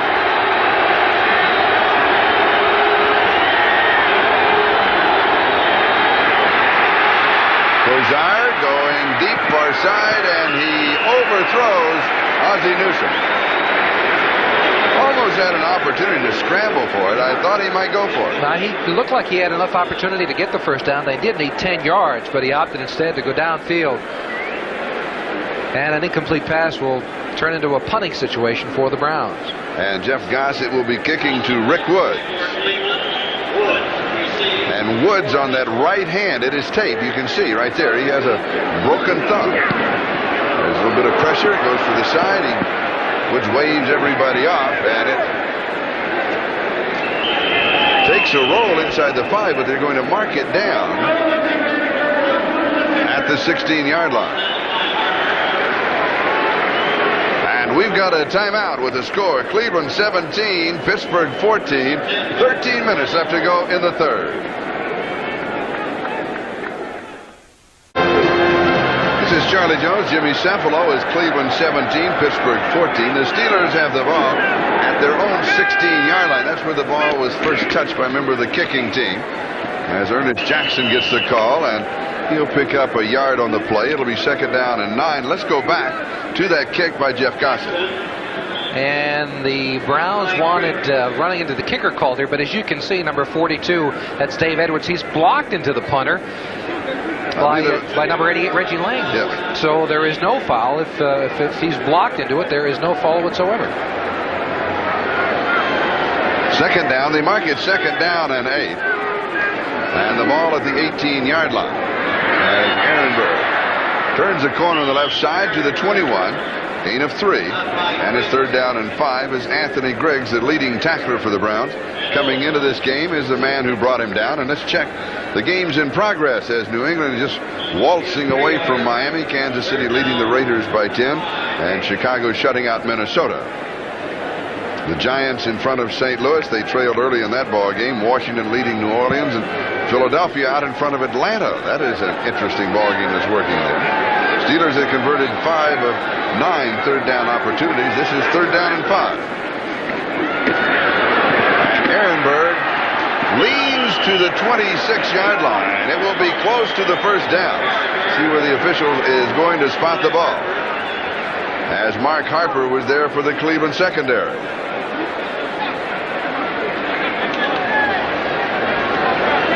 The chains on the far side of the field, so we will have a measurement as they'll be brought across.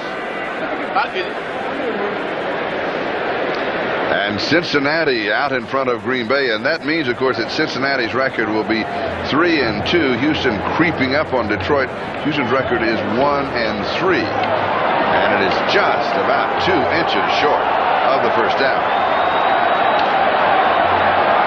This is the point that you might want to gamble, but no. Harry Newsom will come in and kick. What do you think about a gamble here? No, I don't think you gamble now. I mean, you're well inside your own territory. It's the opening minutes of the third quarter. Just a 3-point difference is no time to gamble whatsoever. Too many things can happen. You kick the football away and line up one more time. Receive for Cleveland.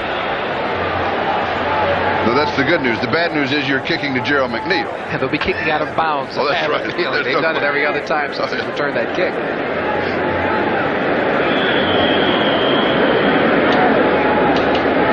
Figuring this, the Browns will just go for the kicker, put the pressure on rather than worrying about a return. And thinking about the possibility of a return, McNeil gets by him. He has touched the ball. It's the Steelers' ball if they get it in bounds. They have to have possession in bounds, and they do. McNeil made a very dumb play. Once it's hit the ground a couple of times, stay away from it.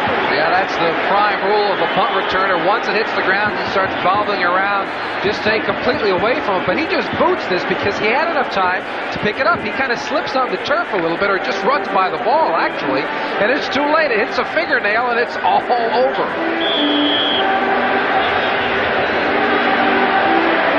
Donnie Elder comes sliding in with the recovery.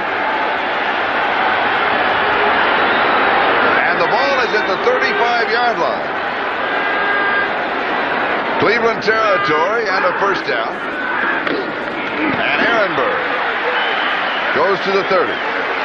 He picks up 5. Ray Ellis makes the tackle. It's second down and 5. And so the Steelers, very opportunistic in this ballgame, have one more chance. And Ehrenberg getting a lot of work because of the injury to Abercrombie. Another big hit put on number 24, Rich Ehrenberg, this time by Ellis. Boom. 24 versus 24. Ehrenberg, 11 carries, 59 yards rushing in the ballgame. Second down to mark it, 2nd and 6. As Ernest Jackson goes to the 28-yard line. It's going to be third down and about 4 as the nose tackle Bob Golick makes the stop. And Golick is playing against Webster, who's coming off the injured reserve list today. And as we said earlier, the running attack of the Steelers has been anemic at best. But now with Webster back in, I think it's a psychological lift as well as anything, because the man who was replacing him, Dan Turk, played well enough. But with Webster in the middle, I think the players play a little bit better. He's an inspirational player for them. He directs them out there. He's kind of a coach there. You see him directing his guard to the right of him. They play better with him. They're down and 4. The pass is complete outside. First down is Calvin Sweeney. One of the things they talk about is that as the offensive center, Webster can call the defenses and call the line blocking. How does that actually work?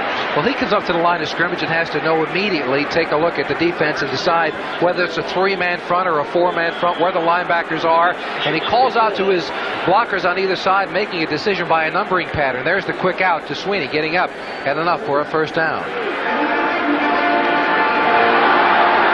Ernest Jackson and Chuck Sanders are the 2 running backs. It's a first down at the Cleveland 24-yard line. The play action fake. There's pressure. The pass is away, and it is caught inside the 10 to the 6-yard line. It is the tight end, Preston Gothard. Clay Matthews with the tackle, 18 yards, and the Steelers are back. Another nice throw by Malone. A touch pass. He had to fit it in between a couple of people. A play action pass. One more time. They have the tight end going across the middle. Nice throw in between a couple of defenders for Mark Malone. And it's first down goal to go at the 6-yard line with 9.5 minutes left to go in the third quarter. Trailing by 3. Malone wanted to throw a timing pass into the left-hand corner. There was coverage there. He comes back to the right side to Lewis Lips. Touchdown.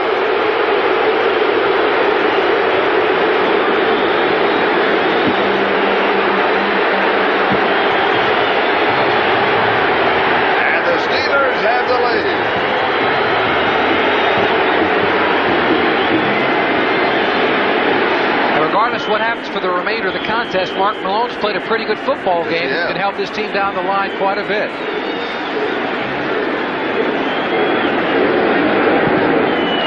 The extra point is good. The score is Pittsburgh 21, Cleveland 17, with 9:21 left to go in the third. We'll be back with a kickoff. Let's take a look at the touchdown pass one more time. Malone wanted to go to Sweeney to the left part of the screen, but he's not able to. The defender there is off, and the play is turned into something of a shooting match because he's got to go and scramble for his life and find somebody else.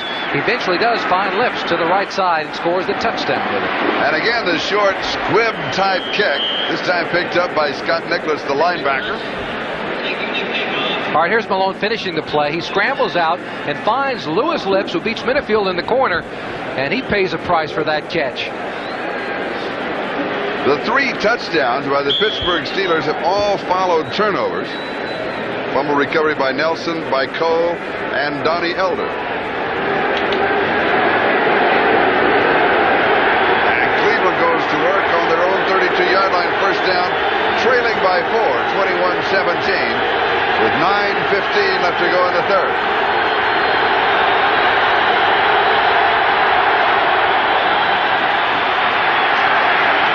Biner just outside the 35-yard line. We'll call it the 35.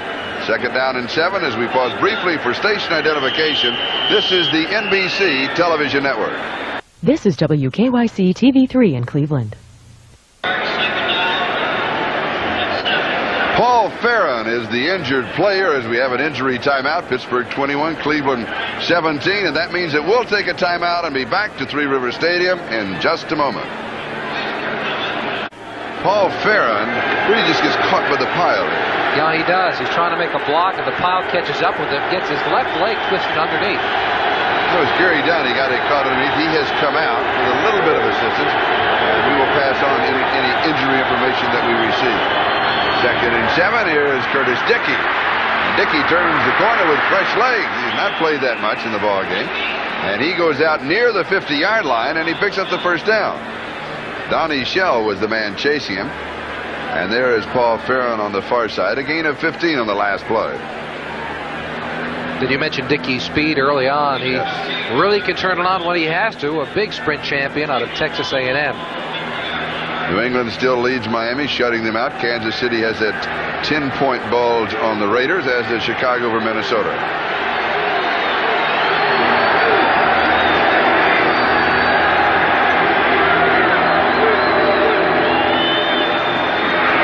Oh, Biner is decked.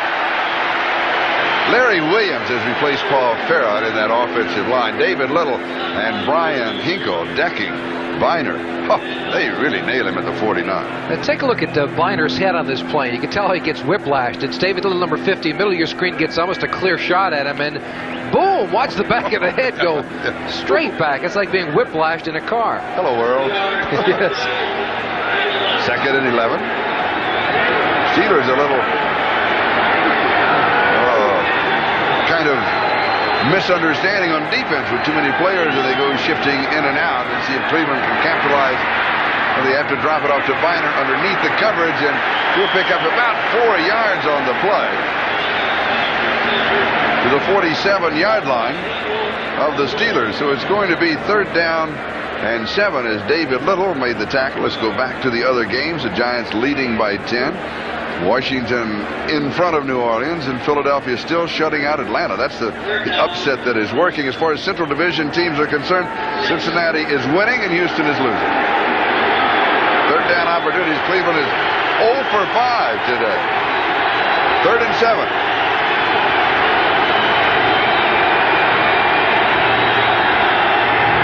Kosar on the draw, and it works. First down. Here's Biner. 35, 30, 25, 20, and then out of bounds. Donnie Shell finally pulled him down on the draw on third down and 7. A gain of 30 yards for Ernest Biner. And some nice line play in the middle of the line for the Cleveland Browns. Take a look at it. Mike Babb, center of your screen, number 61, pushing his defender out of the way, and a crunching block by number 77, Ricky Bolden, to spring Biner to the outside.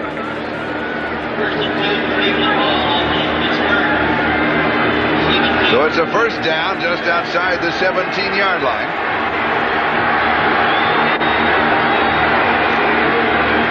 Biner again. This time he is shut down and wrapped up by David Little. He'll lose a yard, maybe two. It's going to be second down and 12 at the 19-yard line. Keith Gary was also there for the Steelers. Pittsburgh out in front, 21-17, with 6 minutes and 43 seconds left to go in the third quarter.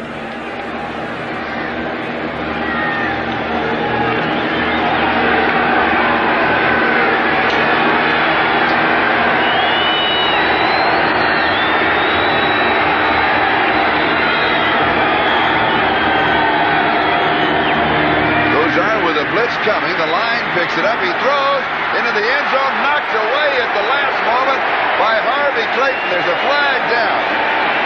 Slaughter the intended receiver, but Clayton almost did not get there in time. And the penalty will be against the Browns for holding. That may be the first flag that we've had in the second half of the ballgame. It's been moving right along. Illegal use of hands. A jam to the face. Number 69, offense, still second down. Can you tell the audio for the referee is just a little out of sync? It seems to be just a little bit. Clayton gets completely turned around on the play. He doesn't know where he's at. And he's very fortunate that Kosar underthrew Slaughter, or this was a touchdown for the Cleveland Browns. Of course, with the penalty, though, it negated the play anyway. But Clayton, one more time, turned completely around by Slaughter. And with the penalty, the ball goes back to the 29-yard line. And it is second down and 20. I think if you count it, it's about 21, maybe 22. Biner is shut down. Now the crowd gets back into the game. Mike Merriweather with the tackle. And that's the same play that worked earlier on that third down situation, but they go to the well one more time, and it doesn't work for them. They'll mark it at the 29, so it's no gain, so it's third down. And when you think about a field goal, let's see, 7 yards back, it'll be an attempt of about 46 yards should this play fail. And that is within the range of Matt Barr. He has hit from 45 this year. His career long is 50, but he missed from 50 earlier here and made from 22. But that's a play away.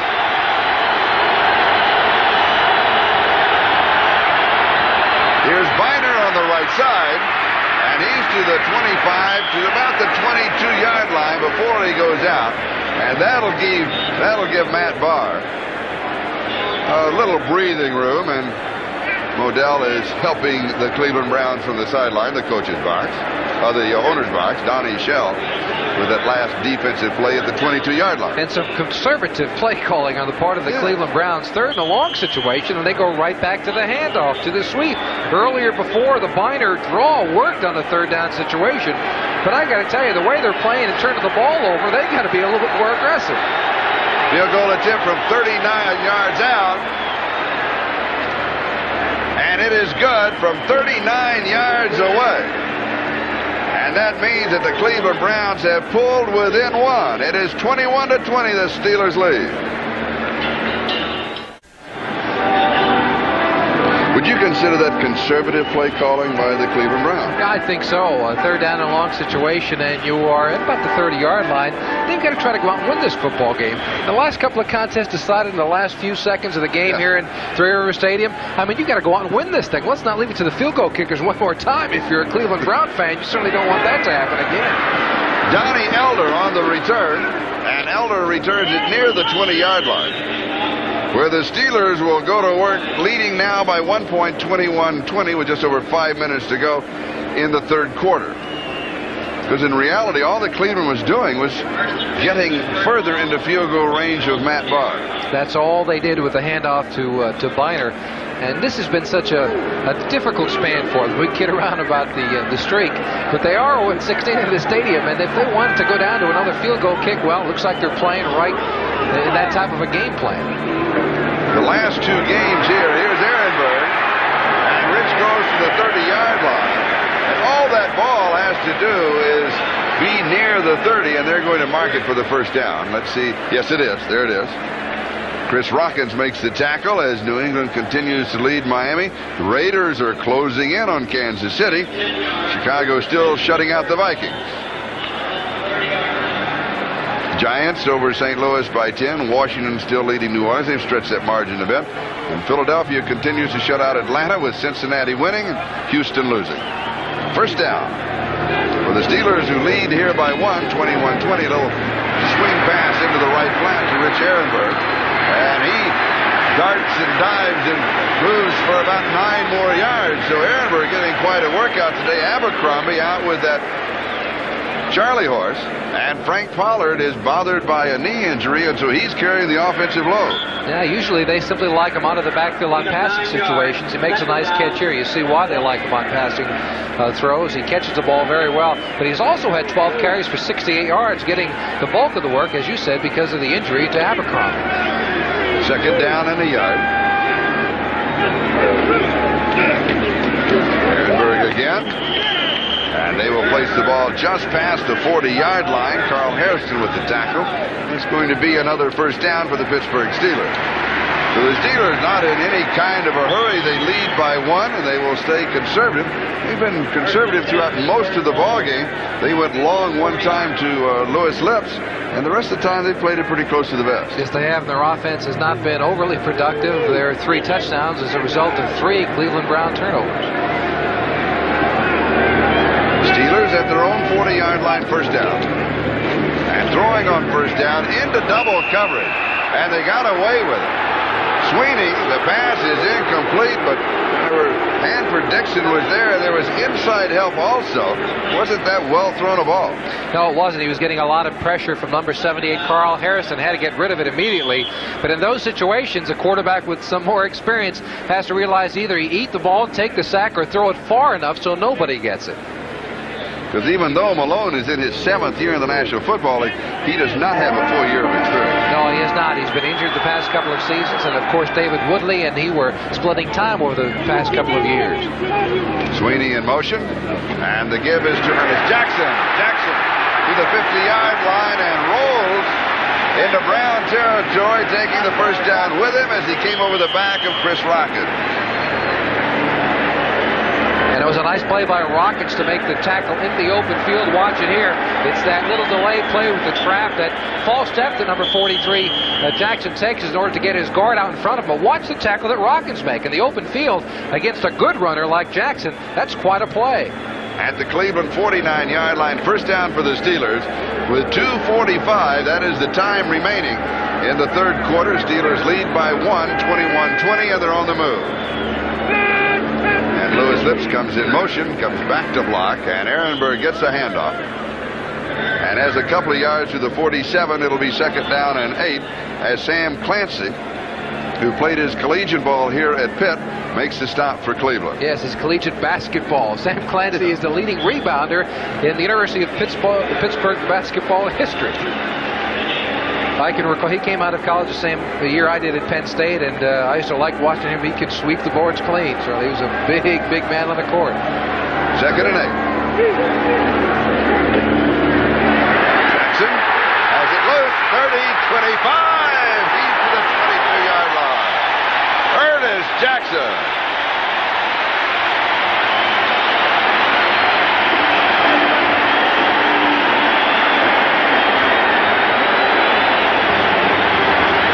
We said earlier he's a Pittsburgh Steeler type of a runner, strong inside, likes to pick his holes beyond that trap blocking the Steelers do so very well.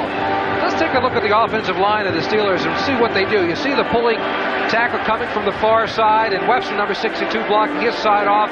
And then Jackson does the rest, breaking tackles along the way. Here you see 85, Calvin Sweeney misses the block, allowing Dixon to make the tackle, or that would have been 6 points. Gain of 25 to the 22-yard line, and Jackson picks up 3 more as he goes to the 19. Anthony Griggs stops him there. It'll be second down and 7 at the Cleveland 19-yard line as we move now on the 1-minute mark. Time remaining in the third quarter, and Jackson 12 carries for 71 yards, and Ehrenberg also has 14 carries for an identical amount of 71 yards. Second and 7. Sweeney to the far side, Lips to the near side, but the give is to Ehrenberg. And he's going to be covered at the 17. So it's 3rd down and 5 as Eddie Johnson, along with Anthony Griggs, the 2 inside linebackers, are there to halt the advance. Weegee Thompson comes in, along with David Hughes. So 3rd and 5 at the 17, again well within field goal range of Gary Anderson.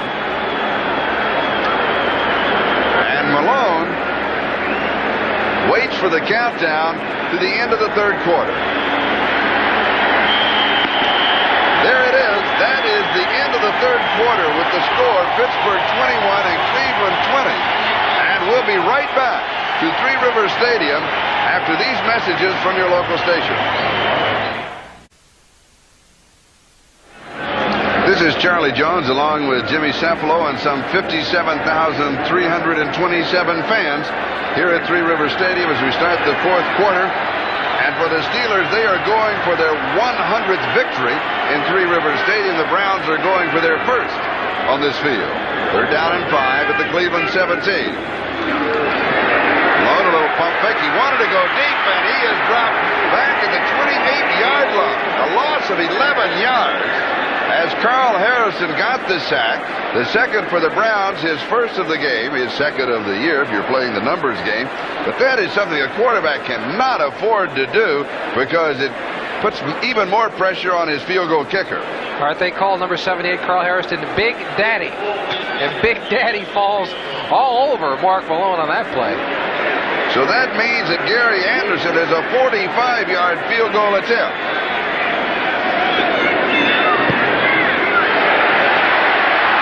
Hey, doesn't make any difference. He hits from 45 yards away. And the score is Pittsburgh 24, Cleveland 20. Gary Anderson will be kicking off. The ball fell off of the tee. There's just a little bit of swirling wind, but not that much really to have any effect. The last field goal of 45 yards by this man, Gary Anderson, is the only score of the Steelers that came off of their own drive that started at their own 20-yard line, and they moved as far as the 17. And here is the return by Gerald McNeil. And I really didn't think he'd have a chance to feel the football anymore. Rick Woods makes the tackle for the Steelers. And now Cleveland trailing by 4 with 14 and a half minutes to go. Say, look at McNeil up the gut. They grab onto the back of his shirt. Woods grabs the back of his shirt and holds on for dear life. Because anything less than that, McNeil doesn't need much more to get a little more of a crack, and he can take off. Cleveland from their own 32-yard line, 1st down.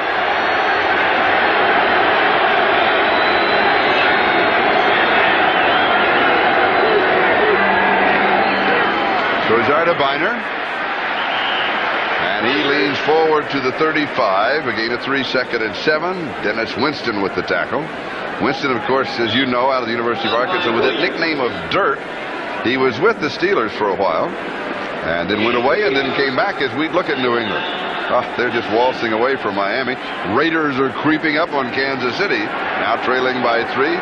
Chicago still shutting out Minnesota. I wonder when the last time the Dolphins were shut out with Dan Marino at the helm. Not very often. Probably never with Dan Marino back there. There it is, Dickey to the 38, gain of 3. It's going to be 3rd down and 4. Robin Cole with the tackle. All right, let's see what they do here now. 3rd down and 4 to go. Let's see if they go to the running game one more time or to the pass. Giants, Washington, and Philadelphia all leading. Cincinnati continues to lead, and Houston is trailing. And here, it is Pittsburgh 24, and the Cleveland Browns 20, trailing by 4. 3rd down and 4, and one more time, the Browns have never won in the previous 16 outings here at Three River Stadium. They've converted only 1 of 7 3rd down opportunities. This is 3rd down and 4 over the middle, and behind Ozzie Newsome. Incomplete, 4th down and 4. Eric Williams had the cover. At that time, the blitz on Bernie Kosar, we said earlier, the Steelers are going to try to get to that young man, try to confuse him as much as possible, and they were successful that time. He had to try to dump it earlier to Newsome, but threw behind him, and once again it's a 4th down situation for Cleveland. Jeff Gossett will be kicking. Rick Wood set for the return at the 19-yard line. Slips one tackle, deep to the 25, fumbles. The ball is loose.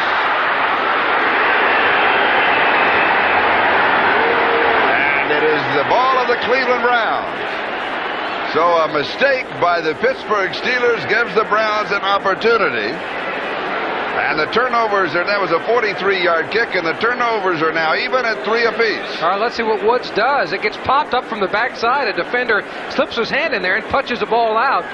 Mad scramble, and Cleveland comes up with it. And it kind of evens it out before McNeil made the mistake on a punt return. And there's the jinx. But Cleveland now at the Pittsburgh 34-yard line. First down. Trailing by 4. Still lots of time. 12:57 left to go.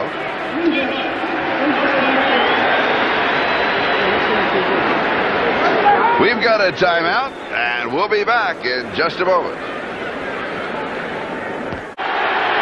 In the middle of your picture, number 87 is Travis Tucker. Now, Travis Tucker knocked that ball out of Rick Wood's hands, and earlier he knocked the ball out of Elder's hands earlier in the first half. He got 2 of them out there on kicks for the Cleveland Browns. Big plays by Travis Tucker. They're going to throw it on a no. Fontenot wanted to throw, but the coverage was there. And he has to make that decision in a hurry. You can't hang around on that play. As Keith Gary makes the tackle at the 30-yard line, so they pick up 4. It'll be 2nd down and 6. And that last fumble, by the way, was recovered by Mark Harper. And the Browns like to use Fontenot on those trick plays. A week ago, against the Lions, Brian Brennan was thrown a lateral. He tossed it down to Fontenot. This time, Fontenot was looking downfield, maybe for Brennan. 2nd and 6 at the 30-yard line. Binder in motion. Fontenot with Binder the lead blocker. Fontenot cannot get around the corner. Robin Cole was there to shut him down, along with Brian Hinkle.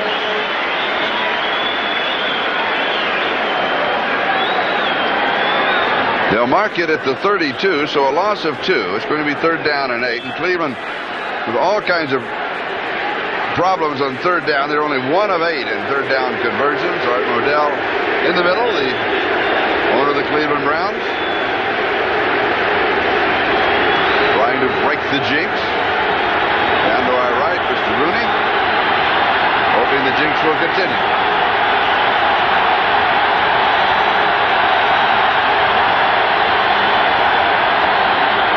Kosar over the middle. Newsom, a wrestling matchup. Legal call it incomplete. They may just rule it down at the 26-yard line. Was it Hinkle that he was wrestling with? And, of course, if it's a simultaneous catch, it goes to the offensive player. They're going to mark it at the 26. Repeat of the situation we had a few minutes ago. Blitz coming up the middle, and Kosar gets rid of it early for Newsom. He makes the catch, and as you see, they're arguing over the ball. They hit the ground. It pops loose, so the ball has to be down because, of course, the ground cannot cause a fumble. Good call by the officials. Spotted at the 26, and a field goal attempt from the 33. An attempt of 43 yards by Matt Barr to once again pull Cleveland within 1.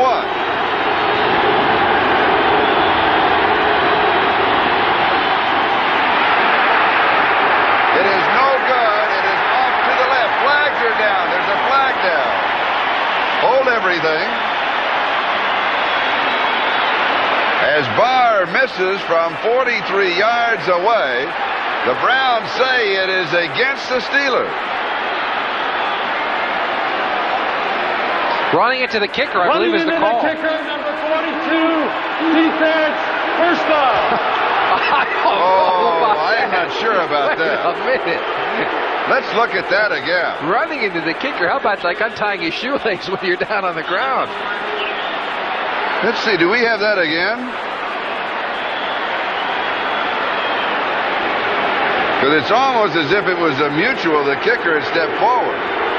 But at any rate, it's a first down. At the 21-yard line. And Kosar is going to throw. And he is wrapped up at the 23. a loss of a couple as Keith Gary and Gary Dunn get the sack. The second of the ball game for the Steelers. All right, let's take a look at it one more time. Now, let's see when the plays are. It's over. Okay, the play is over, and I have no idea why Barr falls down, but nobody ran into him. If anything, as you said, Charlie, he took a step forward. There was contact, but I think it was afterwards. It's a judgment call. It is a judgment call. Now, the other end is, did 42 roll over his legs or not? But that is an awfully close call to make in an important situation. Second and 11. At the 22 is where the ball is spotted. Cleveland still in possession. Kosar looking left. Steps forward, throws left. The pass is complete at the 16. Anthony Hinton is there for the defense. As Webster Slaughter is on the receiving end, they're going to mark the play dead at the 17. So they'll pick up 5, and it'll be 3rd down and 6. The score is still Pittsburgh 24 and Cleveland 20. And Cleveland still with the short end on 3rd down conversions, 1 of 9. 10 minutes, time remaining in the ballgame.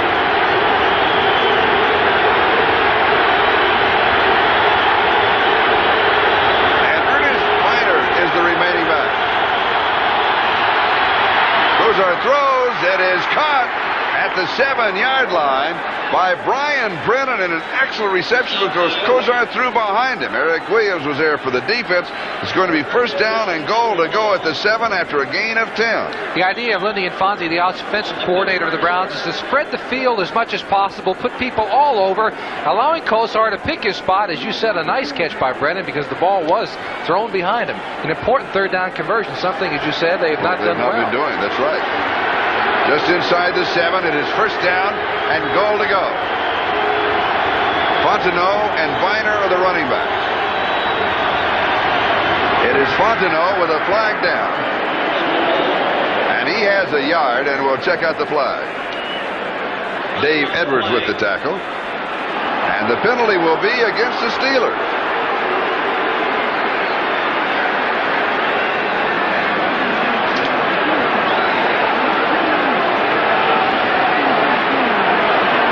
Inside the 6 at the end of the play, and here's the call. Offsides, number 53, defense, at the distance, still 1st down.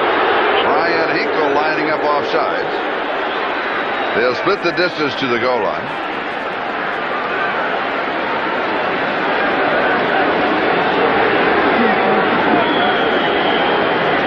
The ball just inside the 4, and it's 1st down and goal to go.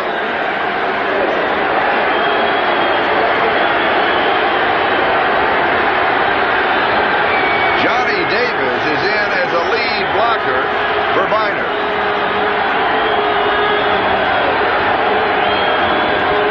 Davis blocks, Viner's behind him, and he is in the end zone for the touchdown.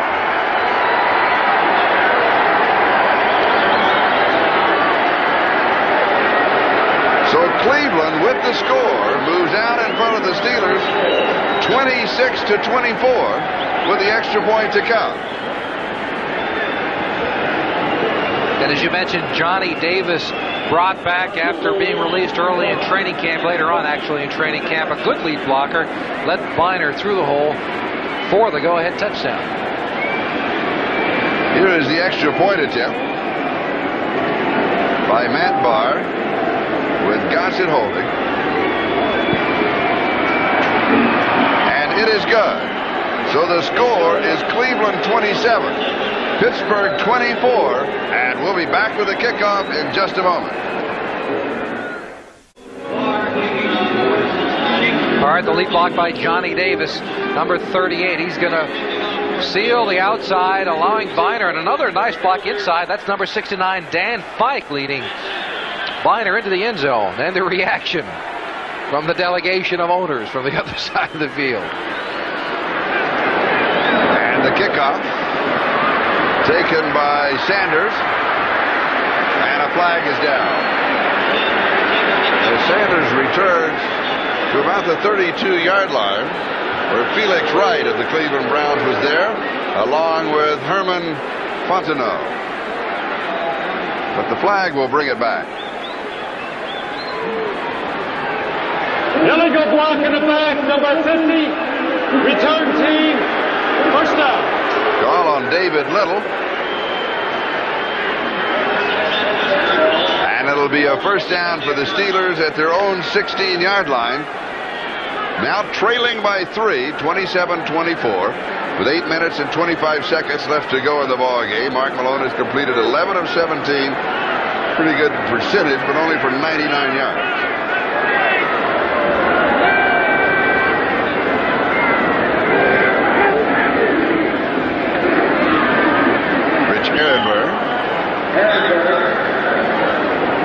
To the 19-yard line, a gain of 3, second down and 7 in penalties. Pittsburgh 7 for 91, Cleveland only 2 for 15. Now let's check the other games in progress. Miami has 7 on the board, so they're not shut out. And look at that, the Raiders coming from behind at Arrowhead Stadium now lead Kansas City 21-17. Jackson around the corner and out of bounds, but a flag is down. He goes to the 25-yard line, but a flag dropped back at the 22. Chris Rockins was there for Cleveland, who took him out of bounds. It'll be holding against the Steelers. They continue to be plagued by penalties.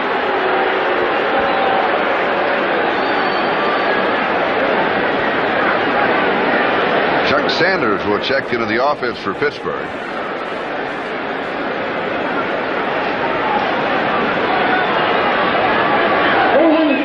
Number 74, offense, still second down. Holding on Terry Long. The Giants leading St. Louis. Washington is still out in front of New Orleans, and Philadelphia continues to shut out Atlanta in the fourth quarter. Cincinnati winning and Houston losing as far as the Central Division is concerned of the AFC. The play action fake. Malone throws. The pass is incomplete. Going to Lewis Lips off to the right side. Frank Minifield was there for the defense. Go ahead. That last touchdown has really taken the starch out of the crowd here in Pittsburgh at Three Rivers. A quiet crowd right now. The Steelers are going to have to pick themselves up and get the momentum going if they're going to get something going here in the fourth quarter. Third down and 17. The ball at the 10-yard line. The Steelers deep in their own territory. Down by 3 with 6 in the secondary for the Browns. Sweeney showing motion, a 4-man rush for the Browns. On the screen, it is David Hughes. Hughes fumbles the ball. A scramble for it at the 16-yard line. The Browns say that they have recovered the fumble. The referee said no, the Steelers retain possession. And that means that the kicking team will come in for Pittsburgh. And the Steelers seem to be falling apart here in the fourth quarter. 2 back-to-back penalties put them deep in their own territory, and they come back and Hughes with the fumble. This screenplay is set up very well. Look at all the blockers surrounding him, but Hughes disregards some of his blockers and goes the opposite way, running into some traffic, and just simply dropped the football when Ellis grabbed a hold of his legs. They're lucky to get that one back. Newsome gets it away. He has pressure. And the Browns will stay away from it here as it comes back into Steeler territory. So Cleveland will take over at the Pittsburgh 47-yard line. Dennis Winston was down to down the ball for Pittsburgh. So Cleveland will have another opportunity with excellent field position. Is that David Hughes, the player who is down? I think it is. Yes. So we have an injury timeout that stops the clock with 7 minutes and 12 seconds left to go in the fourth quarter. The score, Cleveland 27 and Pittsburgh 24. Now, to give you a recap in case you joined us late, at the end of the first quarter, Cleveland was out in front by a score of 10-0, and they pretty well dominated the first quarter. And then Pittsburgh came on in the second, and halftime Cleveland led it 17-14. Pittsburgh led at the end of the third 21-20, and now it is Cleveland 27-24. One of the most exciting moments took place after Malone hit Ehrenberg for a Pittsburgh touchdown with 1 minute and 13 seconds to go. in the first half to go on top 14-10 on the ensuing kickoff. Gerald McNeil for the Browns rambled 100 yards with a kickoff return. That was only 15 seconds later. Cleveland was back on top of that halftime score of 17-14. It's been a close game, seesaw battle back and forth, and Pittsburgh has had trouble one more time moving offensively. As you said earlier, just one drive getting any points for them, the rest coming on Cleveland Brown turnovers. Be sure to be with us a week from today for exciting NFL doubleheader action on NBC. We got the Jets at New England, Buffalo at Miami, Kansas City at Cleveland. In the second half of the doubleheader, Denver at San Diego, and Seattle against the Los Angeles Raiders. The Raiders coming from behind right now, leading Kansas City at Arrowhead Stadium. Makes it interesting in the West. Everybody started to count the Raiders out about half an hour ago. First down for Cleveland at the Pittsburgh 48-yard line. Kosar pump fake. He goes deep, has a man. He's there. Diving reception at the 10-yard line by Reggie Langhorne. Langhorne got behind Chris Sheffield. He had 3 full steps on him and 43 yards on the play. Langhorne made a nice move earlier down the field, and it was set up by a pump fake by Kosar. What he did was he just stuttered a few seconds, then it took back off down the field. And Sheffield is left 4 or 5 yards back. A nice diving catch and a good throw by Bernie Kosar, but that catch an extension for Reggie Langhorne. At the 7-yard line, first down, goal to go for Cleveland. Cleveland leading by 3, threatening to stretch it to 10. Curtis Dickey to the 6. We're at second down and goal to go. Brian Hinkle with the tackle. We're moving on the 6-minute mark, time remaining in the ballgame. So Cleveland, of course, wants here to accomplish 2 things. They want to score, but they also want to take as much time as possible. They want to run that clock down at least some. Right, and 7 points is important here because, as you said, they go up by 10 at that point. A field goal allows the Steelers to come back and win a touchdown, win the football game.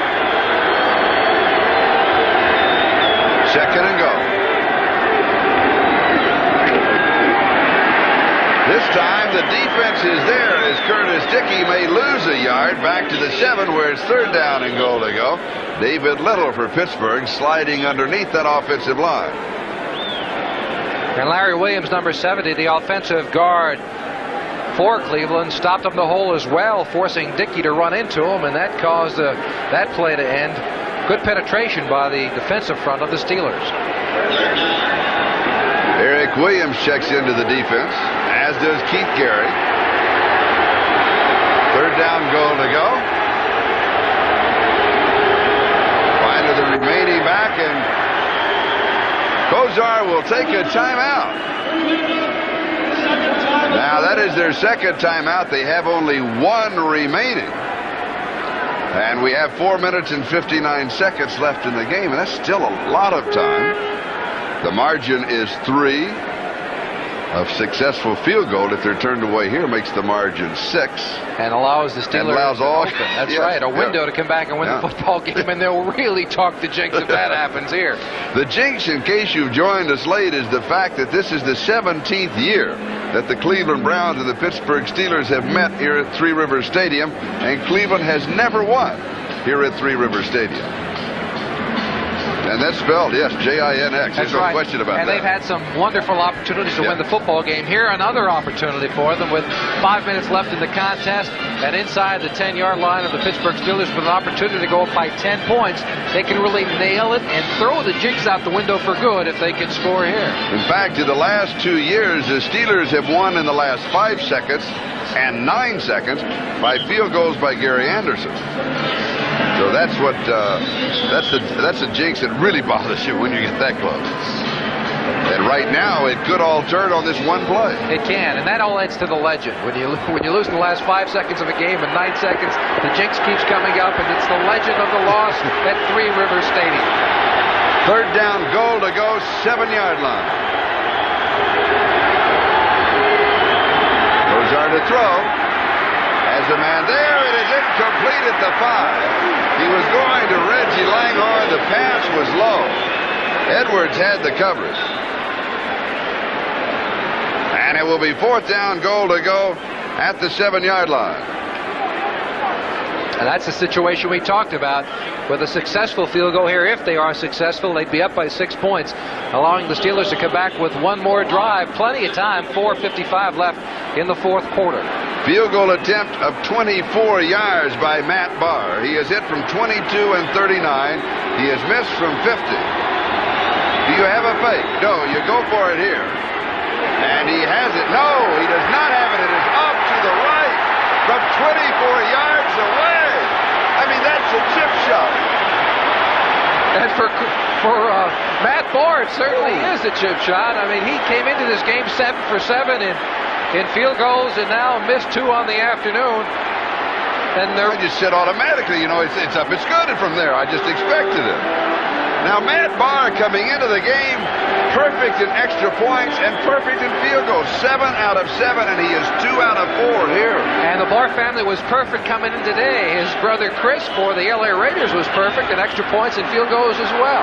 So, let's see what Pittsburgh can do now from their own 20-yard line. 1st down, 4:50, lots of time remaining, and trailing by 3. The pass is complete to Ehrenberg.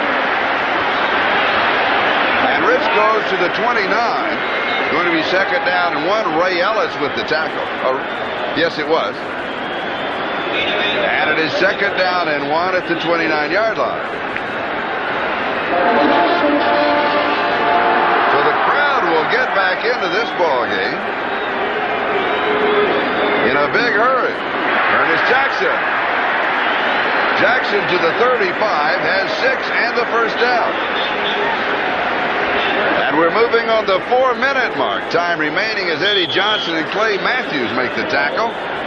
As New England is way out in front of Miami, the Raiders continue to lead Kansas City, and Chicago is shutting out Minnesota. Here, Cleveland leads by 3, 27-24, but the Steelers are on the move. Here's Rich Ehrenberg, and a flag is down at the 37-yard line. Now, in penalties thus far, Pittsburgh 8 for 103, Cleveland 2 for 15. And it will be 10 more against the Steelers. They have now been penalized 9 times for 113 yards. It's as if Pittsburgh is on a self-destruct. Ernest Jackson called for holding. He got tangled up with Clay Matthews, the linebacker, trying to string the runner around the corner, and he got caught with his hand on the jersey. Let's go back to the missed field goal of Matt Barr from 24 yards away. And he goes right and stays right. Yes, he did. He never came back. No, he didn't get that golfer's hook. Pass over the middle is complete to Jackson at the 30, and he is dropped there. So it's good for 3 yards as Ray Ellis made the hit for the Browns. The Steelers have not thrown successfully down the field most of the afternoon. They're going to have to do it in this final 3 minutes if they want to get some points on the board. 2nd down and 15. Malone, it is there. It is Sweeney. Sweeney was in a battle with the coverage man. They both looked around, and the pass was right on target. Anford Dixon was battling with him, and they pick up 23 of the 1st down, and here come the Steelers. Charlie, if I got lucky like this when I was playing, I'd still be playing for a while. Now, this is, you know, the ball shouldn't have been thrown because, as you said, they were battling downfield, and Dixon just looks back for the football, and Sweeney sneaks inside of him and makes the catch. And the 1st down of the Cleveland 45. 2 minutes and 40 seconds, time remaining. Here's Ehrenberg to the 42-yard line. 2nd down and 7. And that throw earlier on was only Malone's 2nd completion to a wide receiver all afternoon, and they still have quite a few. They still have 24 points on the board, regardless of that. And all of a sudden, the game has a feel of overtime. Here's Ernest Jackson. And Jackson to the 35-yard line. He may have the 1st down. Rockets and Dixon with the tackle. They'll stop for the measure.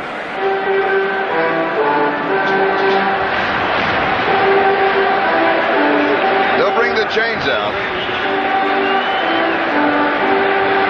And this is at a point in the game with 2:06 and leading by 3, and a field goal attempt that is short and left to the right and doesn't hook back when it should. They're just shy of the first down, as you can see. And the Steelers' offense all of a sudden moving, and they get a reception that they didn't deserve. That if you're a member of the Cleveland Browns, you keep saying, here it is again. Yeah, here it is again. One more time. Oh, they're doing it to me. Barr comes in and misses a chip shot.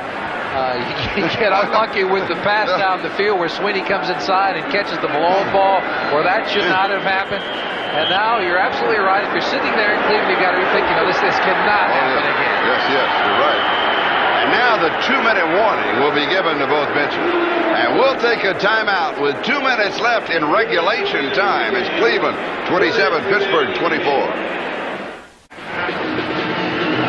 Now, one of the things that you have to remember is that because of some indecision, because a tight end that did not appear, is that Cleveland took 2 timeouts. They have only 1 remaining. Right, and that's very important because if the Steelers happen to tie the game here with a field goal, or if they go ahead with a touchdown, then Cleveland has to come back and put a drive together with less than 2 minutes to go. And with just 1 timeout remaining, if they need a field goal to tie, they have to save that as the last play of the game so they can get their team on to kick the field goal. And that means that all of their patterns have got to be sideline routes. They can't afford to get a receiver in the middle of the field. And so the 2 timeouts that were wasted earlier on become a very, very important factor here in the 4th quarter. Now, let's go back to the missed field goal. And this was, I thought it was one of those things that you automatically call. The snap receiver, the ball is down, it's up, it is good. Is that close? Well, soccer-style kickers usually get that golfer's hook to the inside, and that time the ball just stayed straight on for Barr, and he misses a 24-yard chip shot. He missed earlier from 50. He also hit from 22 and 39. For the Steelers, Ernest Jackson has rushed for 84 yards, and Ehrenberg has rushed for 79. Meanwhile, Cleveland still leads 27-24. Don't forget that. With 2 minutes to go, it's 3rd down and about 2 inches. There it is, quarterback seat, just to pick up the first down.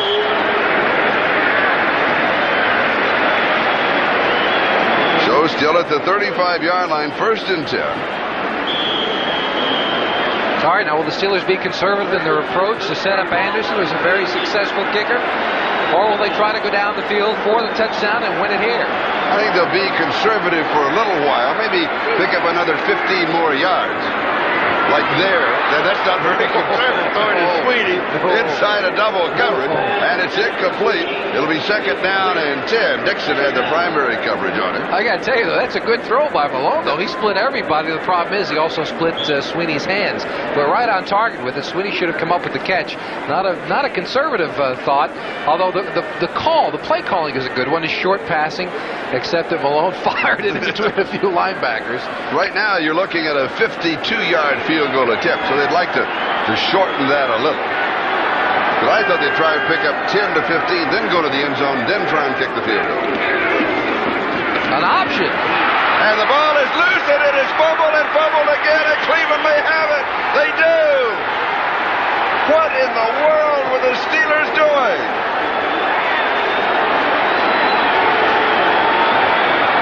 Was it a misplay when Malone turned around and up with the ball, or was he running it up? No, that's the option play. This is not Nebraska versus Oklahoma. This is the Steelers versus the Browns. Let's take a look at it one more time. This is that. He reverses to get the people going the other way, and he's going to option down the line to his running back, but the ball pops out. And Jackson still has an opportunity to save it, but he loses it as well. And Chris Rockets recovers for the Cleveland Browns. That's that whole option play. It's stuff they do. He turns around, comes down the line, and just pitches it back to a halfback. I'm still stunned by that. I'm absolutely stunned by that call. I mean, that's a play. I don't know if the Steelers have run it at all this season. But certainly not one that they've used often if they have ever run it before. And now in a critical situation, you come and you call this. Here you see the running back dives over the top. This is an option down the line. Malone's going to pitch it back or keep it himself, depending on whether the defensive end attacks him or doesn't. The fumble comes out, and the problem with calling a trick play inside of 2 minutes when you need it for the field goal is that your personnel is not used to performing it in game situations. I don't care how many times you're on it in practice. You never call a play like that in a critical situation that you have not run very often.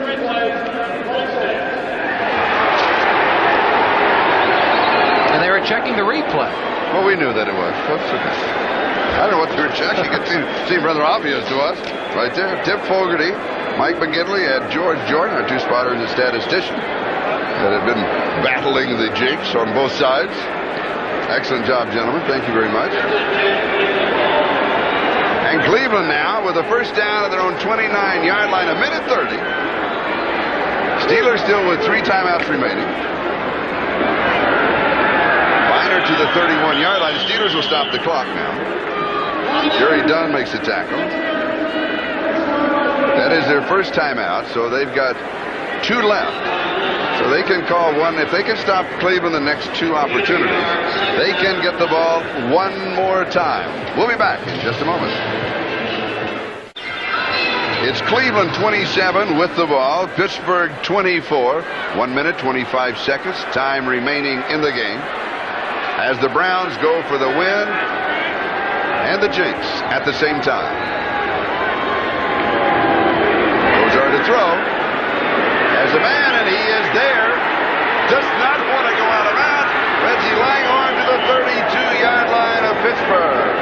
Dave Edwards brings him down, and that's a great call for the Browns because it worked. The Steelers that's were not why. looking for it. 38 yards. Yeah, it's a great call because it worked, but I don't know about this. You don't like well, that? We talked about them being conservative, and they turn around here in a play when it's less than 2 minutes left, and they throw the ball downfield. It worked for them, so it's a good call, but I don't agree with it. No, I think you try to grind it out in this situation. Try to get it going and eat some of the clock up. They're lucky he makes a good play of not going out of bounds. Yes, but if they grind it twice and don't pick up the first down, they got the 2 timeouts, they got a kick. Now at least Cleveland can control. Now they're going to fall on the ball. That's a good point. And the Steelers stop the clock now with 31 seconds. That is their second timeout.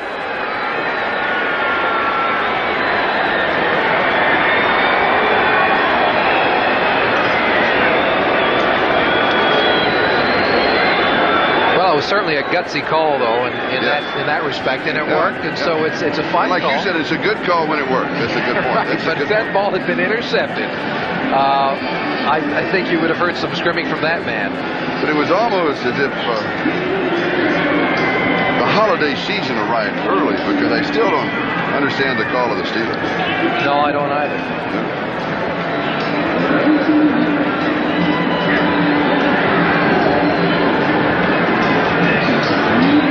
31 seconds. That is the time remaining here at Three Rivers Stadium. The 112th straight home sellout for the Pittsburgh Steelers.